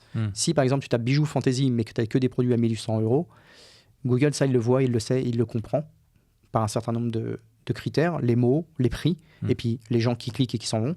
Et tu vois, ça, c'est pas adapté. Donc, c'est vrai que les SEO, on a tendance à donner des recettes toutes faites pour les 80 premiers %. En réalité, ça dépend. Il faut ajuster un petit peu en fonction de ce que font les concurrents qui ressortent sur cette même requête. S'il y en a qui ont les coups de cœur tout de suite, peut-être qu'il faut se poser la question d'avoir un peu plus de produits sur sa homepage. Par exemple, moi, je conseille toujours d'avoir des produits sur sa homepage. Une DNVB, elle, rarement a des produits. Si tu prends Cézanne, il n'y a pas de produit sur sa homepage. C'est un super image avec 2 univers, etc. Ils n'ont pas besoin de SEO parce qu'ils font énormément de com, etc. Un jour, ils ont peut-être besoin de SEO et leur SEO leur dira « Ah oui, il faut rajouter des produits sur la home pour que Google comprenne bien que vous êtes un site e-commerce qui vend et pas forcément une marque. » Bon, eux, il n'y a pas de doute. Mais pour d'autres marques, il pourrait y avoir un problème. Et du coup, alors c'est une question qui me vient comme ça, mais est-ce que c'est... tu vois, une DNVB, donc tu as pris un exemple, mais je pense qu'il y en a beaucoup qui sont construits comme ça, donc qui mettent pas le produit en avant sur la home, mais qui mettent plutôt justement l'image de marque, hero banner avec un call to action sur des choses. Est-ce que du coup, ça c'est compatible avec une architecture SEO, ou est-ce que tu recommandes même d'avoir, je sais pas, 2 sites différents, ou c'est des data méthodes pour justement que Google le lise différemment? Non, il faut enfin, c'est tout l'enjeu du SEO, c'est de s'adapter. Ça a toujours été un problème entre le SEO et le web designer, le SEO et le directeur marketing, parce qu'il y a certaines contraintes c'est moins en moins vrai, mais il y en a quand même pas mal. Et il faut plutôt amener le SEO, essayer d'adapter le plus possible à l'ADN de la marque. Tu vois, si on parlait de cette DNVB, ça ferait pas de mal d'avoir un truc avec les 8 dernières créations, les 8 produits tendances. Ça dénaturerait pas son image de marque. Et ça pourrait faire comprendre assez facilement à Google que cette fois-ci, il y a des produits, etc. Il faut avoir aussi du texte, parce que Google, c'est avant tout un crawler qui vient lire du texte. Donc, quand tu arrives et qu'il y a un héros et qui te dit homme, femme, et puis il n'y a pas de texte, et Google, pour le classifier... Il ne comprend pas quoi. Voilà. Heureusement, Ce que je te disais, les DNVB ont des avantages de communication très forts, donc elles ont des liens où il y a marqué prêt-à-porter pour femmes, dans les encres, etc. Et donc, Google sait les classifier. Mais si c'était la première fois que Google venait et que c'était un nouveau site, ça pourrait poser problème parce qu'il n'y a pas d'éléments pour qu'ils comprennent ce qu'est le site. Et la partie technique du SEO, c'est surtout ça, c'est lui faciliter la lecture et la compréhension. Ok, et question novice, mais la home, c'est ce qui drive le plus de trafic ? En fait, ça dépend. Ouais, ça dépend vraiment des e-commerçants, etc. C'est souvent une page sur laquelle revient le visiteur, donc elle a son importance en termes de redistribution des cartes. Ça, c'est important. Après, ça dépend vraiment des secteurs. Tu vois, par exemple, bijouterie en ligne, c'est le mot-clé qui définit le mieux Okara. Et pourtant, ce n'est pas un mot-clé qui est à fort potentiel de trafic. Chez moi... c'est quoi, toi, ton top mot-clé, par exemple ? C'est montre, par exemple. Montre. Tu vois, on est quasiment 100 000 recherches mensuelles sur montre. Et ça, vous êtes en top 3 position, top 1 ? Ouais, je suis entre top 1 et top 2. On se bat. Je me bats avec un EMD en ce moment. J'ai été longtemps premier, mais là, on se bat... Google a redonné un peu de poids aux EMD. EMD, pour ceux qui ne connaissent pas, c'est quand il y a le mot-clé dans le nom. Donc là, c'est un de mes concurrents dont le nom a principalement montre dedans. Et donc, du coup, il a un poids naturel de backlink, etc., avec le mot optimisé. Et Google avait dénaturé un petit peu ces guillemets tricheurs. Lui, il triche pas, c'est un nom plus complet. Mais finalement, il a un petit boost grâce à ça. Et donc là, Google a du mal à nous départager. Donc ça, c'est pour la home. Après, tout de suite, pour moi, la partie la plus importante, l'une des parties les plus importantes pour moi, c'est la partie catégorie. Bien sûr, il y a la partie produit, mais généralement, la catégorie, c'est le mot-clé un peu générique ou optimisé de ton secteur. Chez moi, montre automatique homme, montre automatique femme, montre à quartz, montre gousset. Tu vois, c'est ça qui drive beaucoup de trafic. Parce que quand tu as un catalogue de 30 000, chaque référence, elle n'est pas forcément connue. Surtout dans l'horlogerie, où les marques, ça peut être un nom de montre suivi de T797. Bon, personne naturellement va aller taper ça. Si on fait le parallèle avec Google en ads, ce serait un peu les termes qui sont génériques, mais pas génériques genre montre large, c'est plutôt du générique produit c'est ça, avec un critère supplémentaire. 2-3 occurrences. Salut, j'espère que tu passes un bon moment et que l'épisode te plaît. Si tu ne le sais pas encore, la mission de Rhodes, c'est de mettre le e-commerce français sur le devant de la scène. Pour ça, on aide un maximum de gens à se former aux meilleures méthodes du marketing, et la manière la plus simple qu'on a trouvé de le faire, c'est de diffuser notre contenu au plus grand nombre. La bonne nouvelle, c'est que tu peux nous aider en faisant découvrir ce podcast auprès d'autres personnes. Donc si le contenu te plaît, je t'invite à prendre 30 secondes pour laisser un avis sur Spotify ou Apple Podcast, ou encore à partager cet épisode à un ami par message, en story ou sur LinkedIn. Si tu peux faire ça maintenant, je t'en serai encore plus reconnaissant. Je te prends pas plus de temps, je te laisse reprendre l'épisode, un grand merci et bonne écoute. Voilà, exactement. Donc là, la structure des H, ce qu'on appelle les HN, doit être... c'est les mêmes critères que ce que j'ai donné tout à l'heure, sauf que, bien entendu, sur une page de listing, il y a des éléments qui sont hyper importants à gérer, notamment, bien sûr, avoir le bon H1 qui correspond à la requête visée. Donc, quand tu vends des montres automatiques, c'est montre automatique. Un texte d'introduction, ce qui paraît bête à dire comme ça, mais il y a encore énormément de sites e-commerce qui ne mettent pas de texte d'introduction.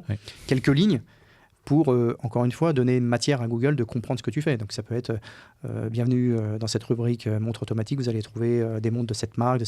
N'hésitez pas à nous contacter si vous avez la moindre question. Il n'y a pas besoin que ça soit hyper gros à cette partie-là. Il faut penser UX d'abord et très vite des produits.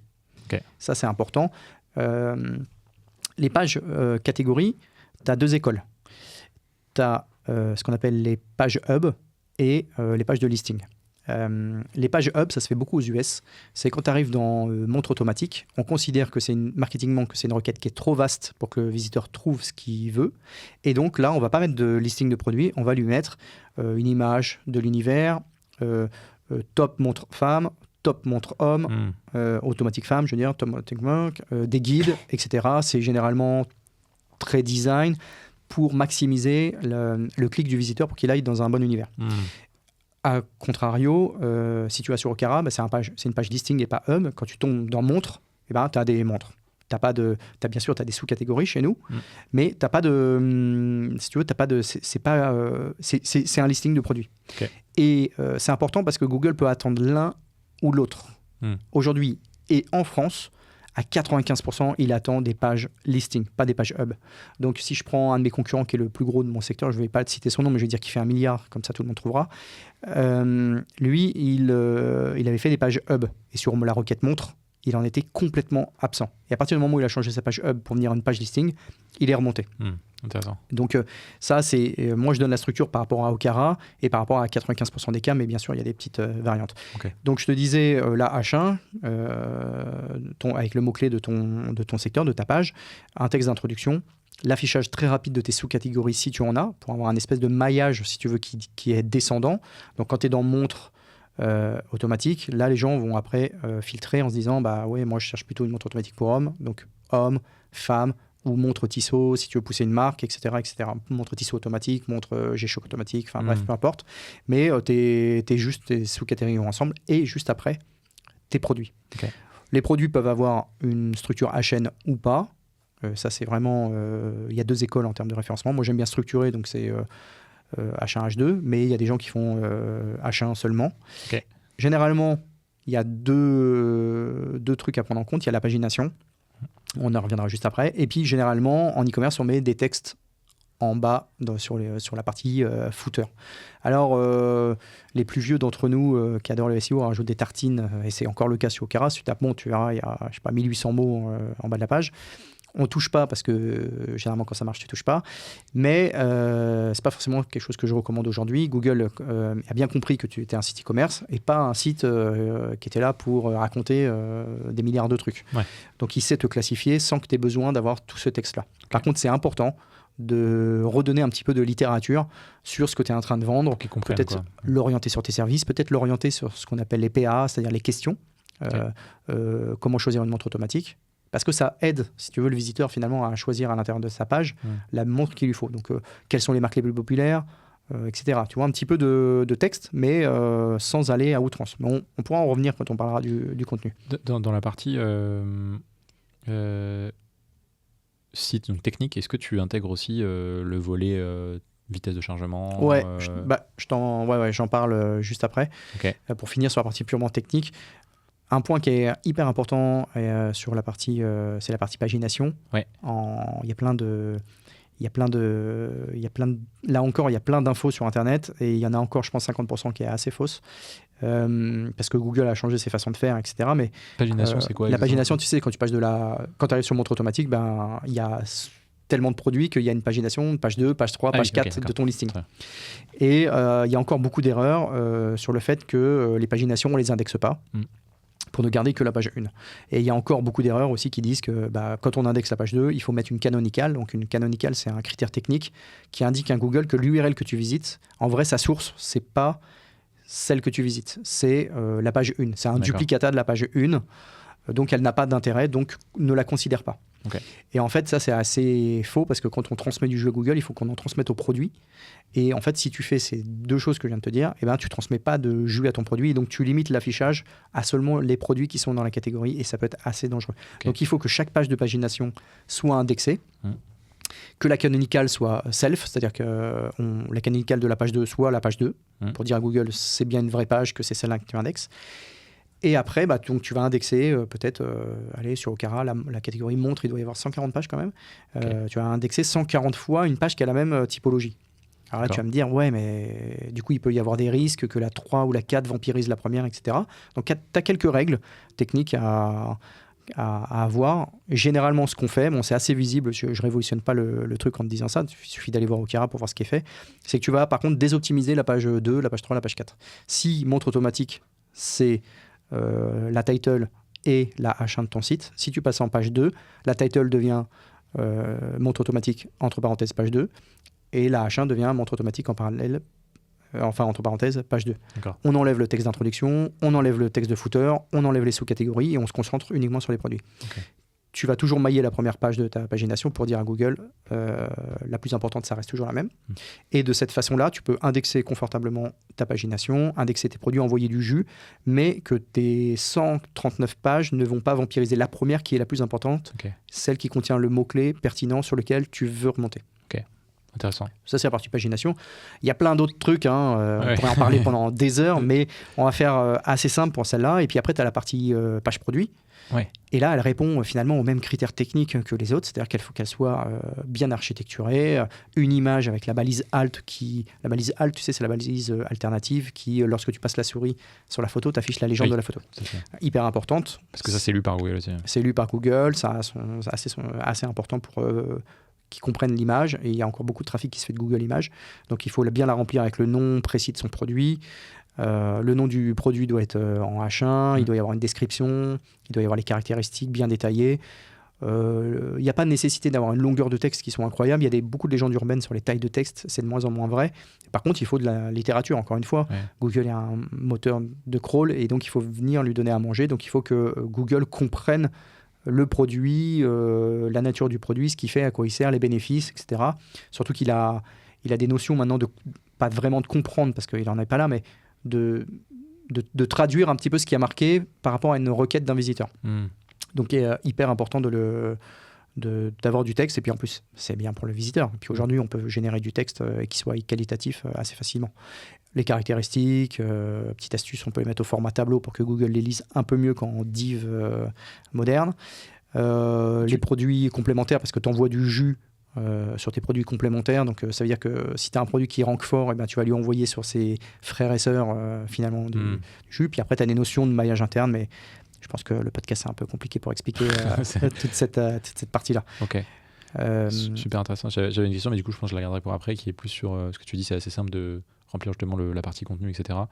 C'est sur la partie IA, comment est-ce que c'est recommandé ou pas, est-ce que c'est pénalisant? Ouais, pas de problème, on en parle. Je me dis que ça a veux. dû un peu révolutionner, c'est un grand terme, mais ça a dû en tout cas se diffuser beaucoup. C'est une révolution. C'est une révolution à tout niveau. Okay. Mais je vais juste finir sur la partie technique pour un dernier truc qui est important, c'est ce qu'on appelle les données structurées, les données enrichies, qui sont des paramètres que tu vois pas sur la page, mais qui sont des données que tu vas donner à Google, soit en format à plat, en balise HTML, soit en format JSON un peu plus structuré, mais qui sont des balises qui sont vraiment que pour Google, qui sont les données enrichies sur produits, les avis clients,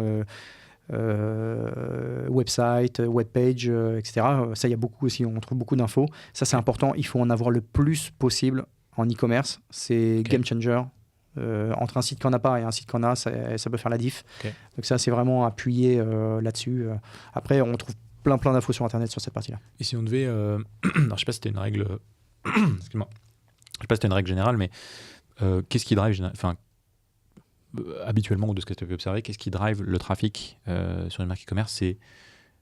Donc tu dis que la home, si tu es bien positionné, ça peut être un gros driver de trafic. Les pages catégories aussi, est-ce que c'est plus la somme de toutes les pages produits? C'est quoi un peu est-ce que tu as une règle du 80? Alors j'ai pas de règle, parce que vraiment, alors pour conseiller pas mal de copains e-commerçants, je vois beaucoup de cas différents. Moi, la page, naturellement, elle fait du trafic, la homepage, mais c'est pas la page qui en rapporte le plus depuis Google.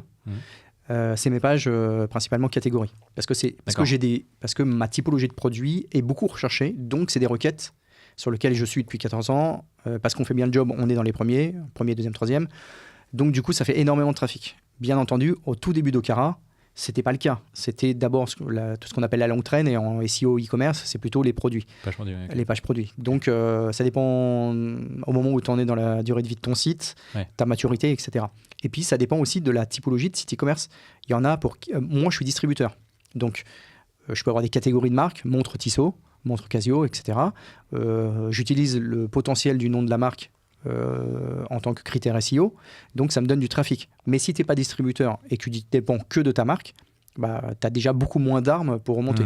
Si tu es une DNVB qui a lancé un seul produit et qui cartonne, parce qu'il y a des DNVB avec un seul produit, c'est vachement plus compliqué de faire et de la longue traîne, etc. Donc tu vas devoir jobber du contenu, stratégie édito à fond. Donc ça dépend vraiment. Moi, je pourrais te répondre des règles purement distributeur. Si je suis un distributeur multimarque, c'est les catégories qu'il faut bosser à fond. Ok. Et on avait touché un mot de... Donc, je ne sais pas si tu ranges dans la catégorie technique, mais tout ce qui est temps de chargement sur le site. Ça, moi, j'ai le sentiment que la règle d'or, c'est en gros, plus ton site charge vite, mieux c'est. Est-ce que c'est ça? C'est un peu plus complexe que ça? C'est quoi un peu ton... C'est forcément plus complexe que ça, parce que chaque critère est pondéré. Et aujourd'hui, la difficulté, c'est de se dire qu'il faut tout faire bien pour maximiser ses chances. Il y a plein de sites qui sont lents, qui sont dans les premiers résultats de Google. Ok. Maintenant, je pense que c'est devenu un critère important et aux yeux du visiteur et aux yeux de Google. Donc il faut passer du temps. La contrainte, c'est que là encore, tu peux faire 50% d'optimisation assez facilement. Techniquement, on peut trouver des infos. Et après, il y a des choses où tu peux pas... tu vois, par exemple, je vais te prendre un PrestaShop, tu es dépendant de l'hébergement que tu prends. Donc ça, c'est facile à changer. Si jamais ton hébergeur n'est pas bon, tu en prends un meilleur. Tu vas pouvoir faire des réglages techniques sur ton propre site. Et puis, à un moment donné, tu vas atteindre un plafond de verre et il va falloir passer une step technique qui est très importante, qui va être de mettre du cache varnish ou des choses comme ça, et qui vont demander beaucoup de modifications sur ton site. Et souvent, c'est pas bien sûr, il y a un coût, mais c'est pas tellement le coût, c'est vraiment la maintenance technique qui devient beaucoup, beaucoup plus lourde, les contraintes sur ton site qui deviennent beaucoup plus lourdes, et le gap en SEO n'est pas forcément game changer. Ok. Et puis, si tu prends un Shopify, tu peux pas changer cette partie-là parce que tu n'es pas dépendant. Enfin, tu es dépendant de leur hébergement à eux, qui est mutualisé entre tous les clients. Et donc, du coup, tu peux difficilement jouer à ça, quoi. Ouais.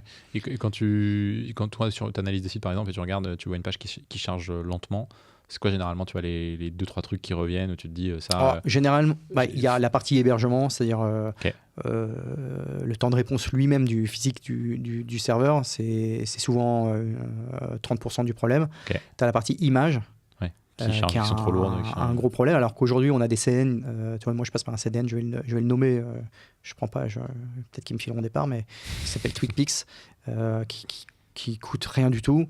Il s'occupe de te redonner tes images hyper optimisées en fonction de là où tu viens, si tu es en mobile, si tu es en desktop, si tu es dans le métro, en fonction de ta vitesse de connexion. Même sur des gros formats, grands formats aérobanners. Ouais. Et donc, tu vois, ça coûte rien. Ça, les gens peuvent le mettre en place, mais parfois, ils mettent de la vidéo qui n'est pas chargée en asynchrone, donc du coup, elle est chargée en lourd. Des fois, tu peux avoir... moi, c'est arrivé, j'ai une collègue qui a mis une photo l'autre jour, elle faisait 6 MO, tu vois, en chargement, parce qu'elle s'est trompée entre les deux formats. Donc, ça reste un truc facile à contrôler, facile à améliorer, mais les images, c'est pénalisant, notamment chez les DNVB qui utilisent souvent des très belles images, des vidéos pour avoir une expérience utilisateur. Et il faut que ça soit bien fait. Et puis,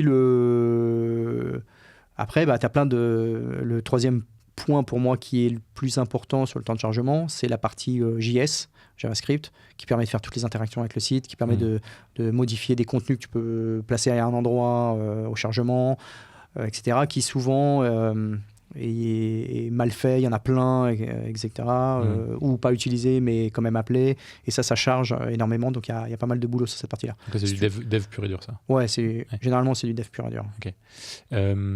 Super clair, il y a plein d'infos, j'ai plein de questions à te poser, mais exactement. Toi, il y a des trucs qui ont marché particulièrement pour Okara sur la partie technique, je sais pas, des actions que tu as mises en place qui t'ont marqué, où tu dis ça, vraiment, on a bien fait de le faire parce que ça nous a fait gagner un step énorme.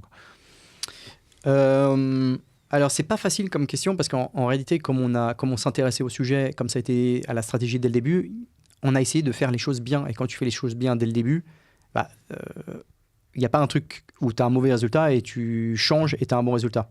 C'est un peu le problème. Sur la partie technique, non. Je pense qu'il y a la partie optimisation du maillage interne, qui est effectivement une partie sur laquelle c'est devenu important et les règles ont changé ces 5 dernières années. C'est vrai qu'avant... maillage interne, pour ceux qui nous écoutent, c'est les redirections internes dans ton site. C'est ça, voilà, c'est-à-dire que sur ta homepage, tu pointes le mot-clé montre vers la page montre parce que c'est l'une de tes pages les plus importantes de ton site, mais que sur la page montre automatique, tu pointes aussi la page montre parce que, encore une fois, tu veux pousser la page montre. Toute l'architecture interne. Toute l'architecture interne. Pour la transmission du jus et aussi pour que Google découvre les produits. C'est-à-dire que quand tu as une profondeur de 30 000 produits, et je suis loin d'être le plus gros e-commerçant sur cette partie-là, puisqu'on parle d'e-commerçants qui ont des millions de produits, il faut que le maillage interne permette à Google de trouver les produits rapidement, tu vois, et de les classifier rapidement pour lui. Alors que si le produit il est à la page 170 de ta pagination et que Google doit aller jusqu'à la page 170, donc à 3 clics par 3 clics, il va mettre 8 ans pour découvrir. Donc tu vas faire en sorte que ce produit soit peut-être maillé avec un autre produit pour que Google, quand il vienne sur le premier produit, découvre le deuxième. Donc c'est ça la mécanique de maillage. Et puis t'as tout intérêt à la penser très bien dès le début, ça. Sinon ça peut être un enfer, quoi. Oui, et c'est la partie qui est généralement la moins bien faite sur un site e-commerce, parce qu'il faut se poser, il faut du jus de cerveau, il faut savoir ce que tu pousses aussi, hein. Ça c'est important. Un e-commerçant, généralement, il va essayer de pousser basiquement montre. Ouais. Alors que moi, montre, ça fait du trafic, c'est cool pour les vanity métriques, mais en réalité, ça rapporte pas de business, quoi. On va y venir après sur la stratégie mot-clé, ça m'intéresse. Mais... Et donc, oui, le maillage interne, c'est vraiment ce qui est sous-coté. Après, moi, ça n'a pas été game changer parce que ça aussi, on l'a fait quand même assez rapidement. J'essaie de me dire quelque chose qui a été game changer. J'en profite pendant que tu réfléchis sur cette partie maillage interne. Tu parlais là de sites qui ont des millions de références.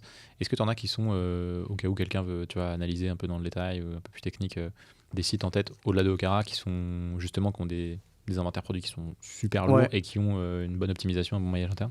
Ouais, alors il ne travaille plus, mais mon copain Rémi qui a fait du bon boulot sur Conforama. Ouais. Assez gros catalogue. Et là, tu verras, tu parles de temps de chargement, c'est incroyable ce qu'ils ont fait. Ah ouais. Le site, il a beaucoup plus de contraintes que moi, mais il charge 2 fois plus vite que moi. C'est très fort. Après, tu peux, dans les sites qui sont structurellement différents, mais qui fonctionnent très bien, tu as Cdiscount, Decathlon, Mano. Pour moi, c'est des sites que... voilà. Moi, je m'intéresse beaucoup aux sites US, parce que c'est ma partie veille, donc je regarde beaucoup ce qui se fait aux US. Mais... ils font bien le boulot, les trois que je te dis. Marketplace, tu vois, Mano, c'est bien d'aller regarder ce qu'ils font parce que c'est une marketplace, c'est-à-dire qu'ils sont eux en concurrence multiple et avec les revendeurs en direct et avec les marques en direct. Enfin, je veux dire, c'est un enfer être une marketplace niveau référencement. Amazon sont bons ou pas? Amazon, ils sont pas mauvais. Je dis pas qu'ils sont bons. Ils sont pas mauvais, mais ils ont un poids. En fait, il y a des marques, elles ont le poids de la notoriété qui est tellement... Oui. Ça biaise le truc, quoi. Que ça, voilà. Moi, je t'ai dit que j'ai un de mes concurrents. Alors, je vais pas cracher sur mon concurrent, puis c'est un pote, Juan, si tu les écoutes. Mais voilà, jusqu'à peu de temps, ils n'étaient pas à fond dessus. Là, ils sont vraiment à fond, donc ils me font encore plus mal. Mais ils avaient déjà une notoriété telle qu'ils pouvaient m'écraser sur ces mots-clés en ayant des pages claquées au sol, tu vois. Ouais. Mais bon, c'est partie du jeu. C'est à moi d'aller chercher la notoriété. Okay. Et alors, tu me disais un truc game changer. Non, j'en ai pas en tête. Si, pour moi, plus sur la partie éditoriale, mais globalement, le maillage interne, c'est ce qui a apporté voilà. Et puis, varier les encres, c'est le conseil que je dois donner, parce que généralement, on a tendance, quand on est un gros e-commerçant, soit tu es un e-commerçant artisanal, parce que tu as le temps, tu fais ton maillage proprement, c'est-à-dire que tu mets les liens dans du texte en bas ou en haut, et tu vas pouvoir choisir exactement les mots, etc. Ou tu vas industrialiser, ce qui est mon cas, puisque j'ai 30 000 produits, plus de 800 catégories. Je suis obligé d'industrialiser. Le problème d'industrialiser, c'est que ton maillage interne, il va être automatique et similaire. Ça va être toujours la même façon de faire. Donc typiquement, si je veux pousser montre automatique, il y aura tout le temps montre automatique partout. Et en fait, nous, par exemple, on fait un gros boulot là, depuis un certain temps pour faire une variation d'encre. Parce que c'est ce que Google attend aujourd'hui. Il y a plein d'études qui sont sorties sur le fait que pousser tout le temps montre automatique pour pousser ta page de montre automatique, en fait, ça ne marche plus. Il faut que tu varies. Il faut que ce soit montre automatique sur Okara, sélection de montres automatiques, des montres mécaniques automatiques. Tu vois, il faut que tu varies jusqu'à... Il y a une étude qui pousse jusqu'à 11, c'est un peu abaissé, mais si déjà tu peux changer 4-5 fois pour que ça soit réparti sur tout ton site, c'est beaucoup plus naturel. Et puis, ça donne beaucoup plus d'informations à Google sur la nature de la page pour sa compréhension. Et oui, ça donne des meilleurs résultats. Okay. Donc, généralement, l'artisan qui a un plus petit site, qui a du temps, plus de gens en interne, moins de produits, il le fait ça naturellement très bien. Quand tu es plus gros site, il faut savoir généralement le modifier. Et ça, c'est le conseil que je donne aujourd'hui, parce que ça, c'est sous-coté. Ok. Super intéressant. Et ça devant, on passe sur la partie contenu. Et j'ai une question. Alors, je ne sais pas si tu le ranges dans contenu. Tu me diras, peut-être les catégorisations ne sont pas du tout les bonnes, mais les mots-clés. Oui, je sais qu'il y a beaucoup de... En tout cas, moi, parce que je vois pas mal de posts LinkedIn passer sur ça. En fait, historiquement, et je pense que c'est un peu pareil pour la pub, on voyait le trafic comme étant entre guillemets, l'indicateur numéro 1. Je fais beaucoup de trafic, etc. Mais t'en parlais tout à l'heure, des vanity metrics, c'est pas toujours ça qui vend. J'ai l'impression qu'il y a un peu plus de compréhension autour de, en fait, du fait que au-delà de l'intention, il faut qu'il y ait un lien entre le volume de recherche qu'il y a sur ton mot-clé et aussi le potentiel business qu'il y a sur ce mot-clé pour ton e-commerce. Comment toi tu sélectionnes, c'est quoi ta stratégie de contenu pour trouver tes mots-clés, par quelle étape tu passes? Alors, je suis curieux de savoir. Alors, la stratégie, elle est différente aujourd'hui qu'elle l'a été au début. Je pense que ce qui est plus intéressant que je te parle du début, mais aujourd'hui, j'essaye de remonter le plus possible partout. Okay. Donc, bien sûr, 80% de nos efforts sont faits sur ceux qui nous rapportent beaucoup de trafic. Et après, dans mon équipe, il y a une personne qui s'occupe, 2 personnes d'ailleurs, qui s'occupent de la partie SEO. Après, eux, leur job, c'est de rapporter le plus de trafic Tu vois, qu'on soit toujours premier ou deuxième sur montre, c'est leur job. Moi, je sais que ça ne transforme pas, mais c'est à moi de faire en sorte que ça transforme, si tu veux. C'est à moi d'aiguiller le mieux le visiteur, une fois qu'on a le trafic, pour l'envoyer là où il faut et que ça transforme. D'accord. Mais ce n'est pas un mot-clé à impact direct. Tu ne vas pas taper montre pour acheter une montre. Ça n'existe pas, tu vois. Et en AdWords, je pense que c'est exactement en ad, c'est la même chose. Par contre, ce qui est intéressant, c'est plutôt de dézoomer, de regarder au tout début. C'est-à-dire que quand on a commencé, ce que je te disais tout à l'heure, on n'avait pas d'équipe, on le faisait tout seul. Donc là, il a fallu regarder quels étaient les mots-clés les plus intéressants et surtout en termes de trafic, donc que ça fasse un minimum de volume de recherche, que tu aies bien les bons produits en face, que ça ne sert à rien d'aller chercher un truc s'il n'y a pas de conversion, parce que tu perds du temps, ou que tu es sûr que ça va arriver sur ton site. Et la concurrence en face. Est-ce qu'il y a déjà beaucoup de monde ? Analyser est-ce que tes concurrents sont bons ou pas bons, ou est-ce qu'il y a un angle sur le mot-clé à prendre pour que, et quand je parle d'angle, je parle de rajouter une occurrence, donc montre automatique femme, montre automatique homme, bague or saphir, bague saphir, etc. Et quand on a commencé au Cara, on allait sur les occurrences de 3 mots-clés, parce que c'était plus facile, il y avait moins de concurrents, et ça nous obligeait par contre à avoir, comme tu es plus précis, il faut forcément qu'il y ait des résultats en termes de produits, donc il fallait aussi qu'on source les produits qui allaient en face. Donc on a toujours eu cette synergie SEO produit chez Okara. Parfois elle va dans un sens, parfois elle va dans l'autre. Parfois c'est nous qui détectons des mots-clés ou des marques, parce qu'on les voit apparaître dans nos outils, et on va demander aux équipes produits d'aller créer les produits. Là on l'a fait récemment pour les pendentifs photos, les montres gousset.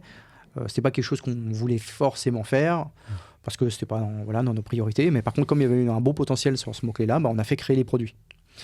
Ça marche aussi dans l'autre sens. Donc ça informe la création de produits. Voilà, et puis parfois c'est l'inverse, c'est-à-dire que les marques, nos collègues des produits arrivent avec des marques. Est-ce qu'il y a un potentiel ? Et on essaie de regarder. Alors là c'est moins avec les indicateurs classiques SEO, mais on regarde dans Google Trends, dans d'autres pays. Est-ce que cette marque elle a un potentiel qui peut arriver en France ? Et donc on va conseiller l'équipe produit pour que oui ou non elle référence la marque. Ça ne veut pas dire qu'elle nous écoute, mais par contre, ça peut lui donner une idée de est-ce que ça a marché à 6 mois, 8 mois, 1 an. Ok, intéressant. Voilà. Et donc, du coup, si tu devais donner un conseil à une marque qui ne fait pas de SEO ou en fait un petit peu, mais n'a pas vraiment de grosses strates, ce serait plutôt de se concentrer, si tu n'as pas des grosses ressources, tu n'as pas d'agence, etc., tu veux démarrer un peu, entre guillemets, maison, quoi, homemade. Ouais. C'est de te concentrer sur quoi ? Sur des mots-clés qui ont un fort potentiel de conversion pour toi. Exactement. Quitte à ce qu'il n'y ait pas beaucoup de trafic au début. Exactement. Ouais, tu as bien résumé. C'est comme ça que je le ferai. C'est pas quelque chose qui est figé. Le SEO, ça n'a jamais été. Enfin, tu as des règles qui sont à 80% toujours les mêmes, ce que je te disais. Et ça évolue dans le temps. Et en fait, ton site, c'est pareil. C'est-à-dire que quand on a commencé, on faisait 3 mots-clés. Ouais. Puis après, quand on a vu qu'on commençait à avoir de la légitimité, on s'est mis à créer le niveau au-dessus. Le tout, c'est pas de se fermer dans une architecture technique. Tu vois, par exemple, si j'ai des URL qui sont okara.com/montre/homme/automatique et qu'au début, je crée juste okara.com/montre/automatique-homme, pour revenir au niveau d'avant, ça me fait réécrire les URL et ça va pas. Donc il faut trouver un moyen, et ça c'est facile, mais de pouvoir modifier des catégories et les mettre dans des sous-catégories ou à l'inverse de les monter de niveau sans que ça impacte tes URL pour pas qu'il y ait des redirections à faire et que tu perds tes URL, etc. Mais donc nous on a commencé typiquement sur montre automatique homme, et puis quand on a vu que ça a commencé à prendre, qu'on faisait du trafic, on a créé montre automatique, et quand on a vu que ça commençait à prendre, on a créé montre. Donc c'est dans ce niveau-là. Aujourd'hui c'est plus ça. Aujourd'hui, je fais le bourrin direct puisque j'ai la légitimité pour le faire. Je crée tout de suite une grosse thématique et les sous-catégories qui vont avec. Mais Grégory, il y a 8 ans ou il y a 10 ans, n'aurait pas du tout fait ça, aurait fait l'inverse. D'accord, ok, intéressant. Et donc, par exemple, une marque, j'essaie de projeter sur une marque qui a déjà identifié, je sais pas, 2-3 produits qui se distinguent vraiment bien, qui ont une traction naturelle, où ça marche, y a les gens qui viennent sur le site achètent naturellement le produit plaît. Ce serait d'aller chercher sur ces produits-là, typiquement, des requêtes où ça peut matcher entre intention et... Oui, exactement. Et puis essayer de voir en tapant des mots-clés, parce qu'il y a le volume de recherche, c'est une chose, et puis il y a aussi, ce que je disais tout à l'heure, c'est l'intention. Qu'est-ce que Google restitue lorsque tu tapes ce mot-clé ? Et comment tu l'évalues, ça ? En faisant des tests. Okay. Nous, on passe, 2 heures par jour à taper des requêtes dans Google pour voir ce qui sort. Et tu as une méthode pour taper pour être complètement pas biaisé sur ton moteur de recherche ? Alors... Oui, tu te mets en navigation privée ou alors tu utilises un VPN qui te sert que à ça. Moi, je pense que la navigation privée, c'est très largement...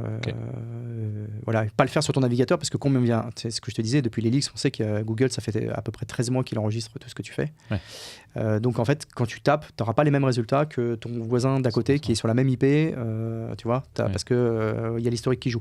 Donc navigation privée, ça fait déjà là très largement le job. Et moi, je le fais à titre perso sur téléphone. Voilà, parce qu'il y a une différence entre les deux et qu'aujourd'hui, chez Okara en tout cas, entre 70 et 80% du trafic vient du mobile. Donc je fais les requêtes sur mobile pour voir ce qui ressort et comment ça ressort. Je me souviens à l'époque où je bossais chez Google, c'était en 2016.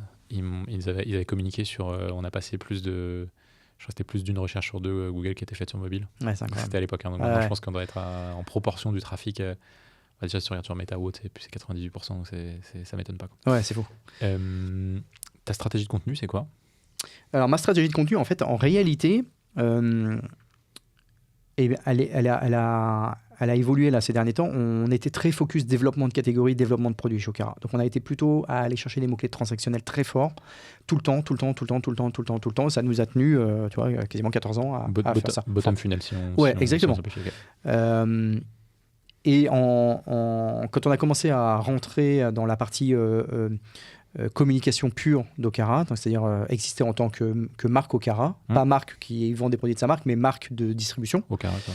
On a commencé à développer la partie conseils, guides, encyclopédie, etc. Puis blog aussi pour être un peu prescripteur, faire l'actu, etc. Donc on s'y est mis en fait assez tardivement. Et je pense que c'est un truc que, tu vois, si je relancerais une marque e-commerce aujourd'hui, ça serait dès le début, je mettrais un gros focus sur la partie éditoriale parce que en fait, ces contenus-là, sauf exception, c'est un peu du moyen long traîne qui sont pas transactionnels. Donc, c'est vrai que moi, visant un ROI très fort, ça ne m'a pas intéressé tout de suite. Mais en réalité, quand tu réfléchis bien, un contenu qui t'aide à choisir ta montre, c'est un contenu qui t'aide à convertir ton client. Bien sûr. Donc, on en revient à, oui, aller chercher l'acquisition, c'est cool, mais aussi fidéliser et puis travailler sa CRO, sa conversion, c'est utile. Et ces contenus-là sont utiles tant pour le SEO que pour le visiteur. Donc, aujourd'hui, c'est plus une erreur que je ferais. Là, j'essaye, on met les bouchées doubles pour justement faire des guides qui soient quali, des guides d'achat. Aujourd'hui, vidéo, photo obligatoire, contenu interactif, quoi, en somme. Qui n'ont pas une vocation transactionnelle immédiate. Quoi. Voilà, exactement. Okay. Intéressant. Et alors, je ne sais pas si ça rentre dans ça, parce qu'on sort un peu du cadre SEO, mais de ce que tu me disais tout à l'heure, c'était avant qu'on démarre le podcast, tu as aussi tout un travail qui est au-delà du SEO sur un peu les initiatives que tu fais pour faire vivre Okara et puis globalement avoir un peu une stratégie de communication, d'autorité, etc. Tu as l'événement que tu as fait récemment, c'est le... En octobre, le 12 octobre. C'est le deuxième, je crois. Oui, c'est le deuxième. Ouais. We Love Watch, si je dis pas de bêtises. We Love Watches, exactement. Ça, du coup, ça a un lien du coup avec la strat marketing. Si oui, lequel, ça m'intéresse. Petit aparté, mais... Ouais, petit aparté, hyper intéressante. Alors ça, c'est un peu une histoire incroyable parce que le succès, alors il est mérité, je ne vais pas dire le contraire, mais il est surtout, en fait, on n'en attendait pas autant de succès. En fait, il y a l'année dernière, en 2023, en septembre, non, avant septembre, c'était avant les vacances, bien avant les vacances d'ailleurs, je me suis dit, voilà, je sais faire du SEO, je sais faire de l'ADS, je sais faire de la file, je sais faire de l'emailing. Je n'ai pas les moyens d'aller chercher des clients au-delà de ma zone habituelle. Pourtant, je touche un plafond. Ouais. Je fais tout ce que je sais faire. Au-delà, ça me coûte soit beaucoup trop cher et je ne peux pas le faire. Et donc, il faut que je trouve un moyen d'avoir de la visibilité, de la notoriété, des backlinks, sans que ça me coûte trop cher. Et je me suis dit, voilà, qu'est-ce qui peut se faire ? Il faudrait que j'ai la notoriété des marques que je pourrais utiliser. Je pourrais en même temps faire un truc qui touche mes clients pour que ça soit qui a un impact direct sur le chiffre d'affaires. Et en réfléchissant bien, je me suis dit, il n'y a plus de salon, est-ce qu'on ne pourrait pas essayer de faire... Alors, mon inspiration, je vais même revenir en arrière, je pense que c'est un truc que je n'ai jamais dit. Tu vois, j'ai expliqué le concept du We Love Watches dans ma newsletter, ma newsletter perso. mais j'ai pas expliqué l'idée vraiment sur laquelle je me suis appuyé pour le faire. En fait, quand j'étais plus jeune, quand j'étais plus jeune et que j'étais à l'époque du web 2.0, tu vois, ça remonte. Hein. Ouais. Donc c'était vraiment l'avènement de Twitter, de Facebook et des blogs. Et il y avait une influenceuse, une blogueuse influente qui s'appelait Fanny, qui était dans la high-tech et qui faisait quelque chose qui s'appelait les Fanny's Party. Et les Fanny's Party, c'était quoi ? C'est-à-dire qu'elle faisait elle privatisait un bar, elle dressait 8 tables et il y avait 8 marques qui venaient présenter des trucs high-tech. Et nous, on se réunissait et on venait tous boire un coup, ou pas boire d'ailleurs, mais on venait tous se rencontrer entre copains et en même temps, on voyait les trucs comme ça. Et ça m'a toujours marqué, je me suis toujours dit, j'aime bien ce format parce que c'est convivial, c'est les passionnés qui viennent, c'est détendu, les marques, elles ont toutes la même table, c'est cool. Et quand j'ai réfléchi à comment je peux trouver de la notoriété à moindre coût et utiliser ce qu'on sait faire de mieux, notre passion, je me suis dit, il faut qu'on fasse les Fanny's Party de la montre. Alors bien sûr, ça n'a pas été totalement le même concept, mais en gros, on a commencé un peu en loose day avec ma collègue Jade, sans vendre le projet à mes associés et au reste de la boîte. On a été visiter des salles, etc. J'avais une idée très particulière de ce que je voulais. Je voulais que ce soit un salon, mais je voulais pas qu'on dise que c'était un salon. Je veux que ce soit un événement, une réunion de passionnés, mais pas un salon. Pour moi, salon, c'est un peu péjoratif. C'est de la moquette, c'est des marques chiantes, c'est un truc pas tendance. Moi, je voulais un événement qui soit tendance, et le lieu est le premier véhicule de ce truc-là. Un peu comme en marketing sensoriel, le premier impact visuel ou olfactif te conditionne au reste, te donne une première image mentale de truc. Et je voulais que quand tu rentres dans un lieu, tu fasses d'abord waouh, parce que c'est ce qui va faire en sorte que le reste de ta soirée va être bonne. Tu vas associer ça. Exactement. C'était où là, le dernier? C'était le dernier, c'est le dernier étage de la Samaritaine. Donc on peut faire un waouh. Je pense que là, ça va être difficile de faire mieux. Mais le premier, c'était Electrice Paris. Et Electric, c'est une vieille imprimée de 1800. Et donc tu rentres, tu as une verrière magnifique. Donc tu avais un effet waouh. Et puis après, tu te retournais, là, tu avais un logo affiché au mur, We Love Watches, vert pétant. Tu faisais le deuxième waouh. Et puis après, tu avais à la première édition 40 marques. Donc c'était waouh. Donc on a monté le projet avec ma collègue, avec les idées que j'avais, l'idée qu'elle avait. Finalement, c'est elle qui a porté le projet après par la suite. Et on a été voir après mes associés en leur disant, voilà, on va faire un truc, ça va être un peu fou. On va monter un événement qui va être une marque indépendante. Donc pas Okara. Il n'y aura pas Okara. Okay. Et le but, c'est pas de gagner l'argent. Le but, c'est que je fasse le plus de retombées presse possible pour Q4. Okay. Et donc, on a fait... voilà. Alors, moi, j'ai un de mes associés qui est là-bas, qui s'occupe de la partie produit, qui a été chaud tout de suite. Les autres, un peu moins chaud parce qu'on est e-commerçant, on n'est pas organisateur d'événements. Ils m'ont dit oui. Ils m'ont dit, on n'a pas de budget supplémentaire, donc c'est ton budget de Q4 que tu vas mettre en jeu cette année. Donc, si tu te rates, il n'y a pas de thune pour Q4. Ouais, okay. Donc Noël, il est flingué, quoi. Donc, te rate pas. Indirectement, ouais. Non, mais en plus, c'était légitime. C'est-à-dire que l'argent, on ne l'invente pas. Si tu veux faire un truc un peu ouf, tu mises dessus. Quoi. Ouais, tu mises dessus. Donc, on a fait une première édition. On a été chercher les marques avec ce concept que j'avais en tête. Enfin, adapté aussi avec mon associé Arnaud, qui lui, est en relation avec les marques. Donc, voilà, ce jus de cerveau. On a réussi à faire une première édition qui a été quasiment 800 personnes à Electric Paris en 2023. Et là, on l'a vu, on a invité les influenceurs, etc. Puis là, on a vu que voilà, on avait des retombées, la presse en a parlé. Et moi, c'était bankable. À la fin, ça a été rentable, mais pas un truc incroyable. Et on a renouvelé l'expérience en doublant le lieu en taille, 1300 personnes pour être précis. 83 maisons horlogères à la place de 40 pour la première édition. Génial. La Samaritaine, dernière étage de la Samaritaine, complètement fou. Et là, beaucoup plus de retombées presse. L'événement a été rentable en plus, c'est-à-dire qu'on n'a pas travaillé dans le vent. Et donc, ouais, c'est clairement, c'était top. Et donc ça, il a fallu sortir un petit peu de ce qu'on faisait habituellement. Idée un peu folle pour un e-commerçant. Ouais, action pure noto. Qui sont, et voilà. en plus, sans mettre le nom Okara. Exactement. Ça, ouais. Et cette année, en plus, on a vu un vrai impact en plus sur les ventes. C'est-à-dire que notre boutique, qui est située juste à côté de la Samaritaine, pas très loin, elle a eu un vrai impact de chiffre d'affaires. Le site a eu un vrai impact de chiffre d'affaires. Et voilà, on a fait des collabs aussi. C'est un truc que mon associé a développé, ça, c'est des collaborations avec des marques. On en a présenté 8 pendant le salon et il y en a 2-3 qui ont cartonné à des prix habituellement qu'on vend que très rarement. Tu vois, des contrats à 4 500 €, on en vend, mais on n'en vend pas tous les jours. Là, en ce moment, on en dépote. Ça t'a fait renouer avec les actions un peu plus top funnel, ROI Oui, parce non que, immédiat. mais parce que attends, le ROI c'était le soir même, la boutique. Ah ouais, hein. bah oui, tu m'étonnes. Donc moi ça a été rentable. Alors l'événement est rentable en lui-même et puis ça a été rentable sur la soirée et le site pendant une semaine tout de suite. Ok. Donc oui, je suis d'accord avec toi, mais en même temps voilà, ça m'a satisfait moi mon pouvoir héroïste quoi. Et je suis curieux du coup parce que ce choix de faire donc un événement c'est assez unique en effet. Je pense que t'as pas beaucoup de marques e-commerce qui font ça. Et surtout de ne pas mettre le Okara dedans, c'est presque. Tu vois, tu te dis en termes de trafic, etc. Ce que tu me disais tout à l'heure avant qu'on démarre, c'est que en fait, tout le monde savait indirectement que c'était Okara. Comment ça, tu dis que ça génère du trafic, comment ça se transforme en trafic? En fait, t'as une com à un moment. Alors je pense que ce qui est le plus important dans ta question, c'est surtout le pourquoi. Ouais. Parce que c'est vrai que ça, quand j'essaie de vendre l'idée, et même quand j'en parle un peu à droite à gauche, à chaque fois les gens sont assez étonnés. En fait, si on veut réunir des passionnés, il faut que ça soit fait dans le cadre de la passion et pas du commerce. Donc si c'est Okara qui organise, avec ses gros sabots de distributeurs de 140 marques horlogères, ça peut bloquer certaines personnes qui vont dire ça va être un salon, une foire, un truc commercial. Or, c'est pas du tout la chose qu'on veut faire. On veut vraiment réunir les passionnés. Et au-delà de ça, pour donner de la légitimité à ce salon, si on mettait que les marques qui étaient distribuées par Okara, ça n'avait pas de sens pour le visiteur.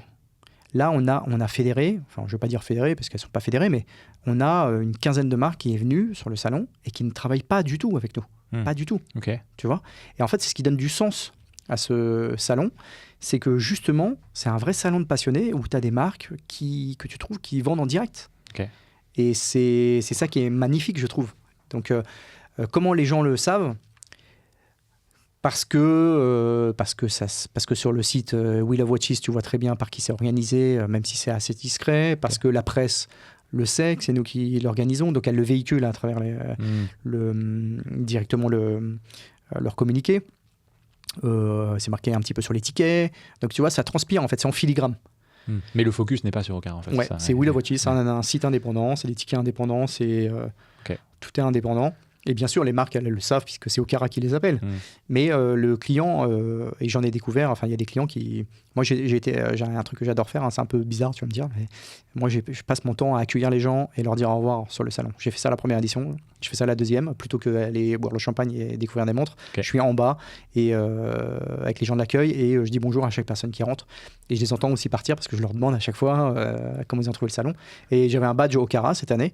Et les gens, il y en a qui disaient « Ah, mais c'est Okara », tu vois. Donc, le message doit être encore affiné pour qu'il transpire un petit peu plus que le filigrane. Ok, intéressant. Je pense qu'on pourrait faire un épisode sur tes passe-temps. Qui sont créer des sites, faire des tests, dire bonjour aux gens, faire le service client, il y en a pas mal. Mais non, c'est intéressant. Et puis c'est cool. En fait, je pense que c'est aussi une manière, même si là, c'est pas un événement. Alors, c'est un événement qui est Okara indirectement, mais c'est pas un événement, comme tu dis, qui a but uniquement lucratif immédiat. Je trouve que c'est une occasion aussi d'être au contact, tu vois, de tes clients, des marques avec lesquelles tu bosses ou tu bosses pas d'ailleurs, donc d'avoir un peu cette prise de pouls marché. Donc ça, c'est. On y a gagné par rapport aux marques. Elles se disent, on les attendait pas là, Okara. Ouais. Tu vois. Ok. Trop bien. Cette parenthèse était super intéressante. Si on revient un petit peu sur le parti contenu, je vois ça fait déjà un peu plus d'une heure, 1h30, 1h45, je pense qu'on est en échange pas mal. Si ça te va, on essaye d'enchaîner un peu sur la partie contenu. Moi, j'avais une question sur, donc tu m'as parlé un peu de ta strat de contenu qui a évolué avec le temps, qui aujourd'hui où tu vas chercher des bassins qui sont des poches qui sont un peu moins purement transactionnelles. Exactement. Pour aller faire grandir la noto et en tout cas les sources de trafic, les diversifier dans ta strat. Est-ce que tu as des types de contenus qui se démarquent ou que tu conseillerais, qui sont plus simples à produire, qui sont plus simples à industrialiser, qui coûtent moins cher, qui demandent moins de réflexion peut-être en copywriting, que tu pourrais recommander à des marques, tu vois, je sais pas, les blogs, des lead magnets, ce genre de choses. Est-ce qu'il y a des choses qui... Je pense que pour la partie contenu, il faut... Bien sûr, aujourd'hui, on a accès avec l'IA à la génération de contenu sans que ça coûte trop cher, que tu peux relire et avoir un gain de temps, même t'aider à structurer les contenus. Je pense que c'est pas quelque chose qu'il faut...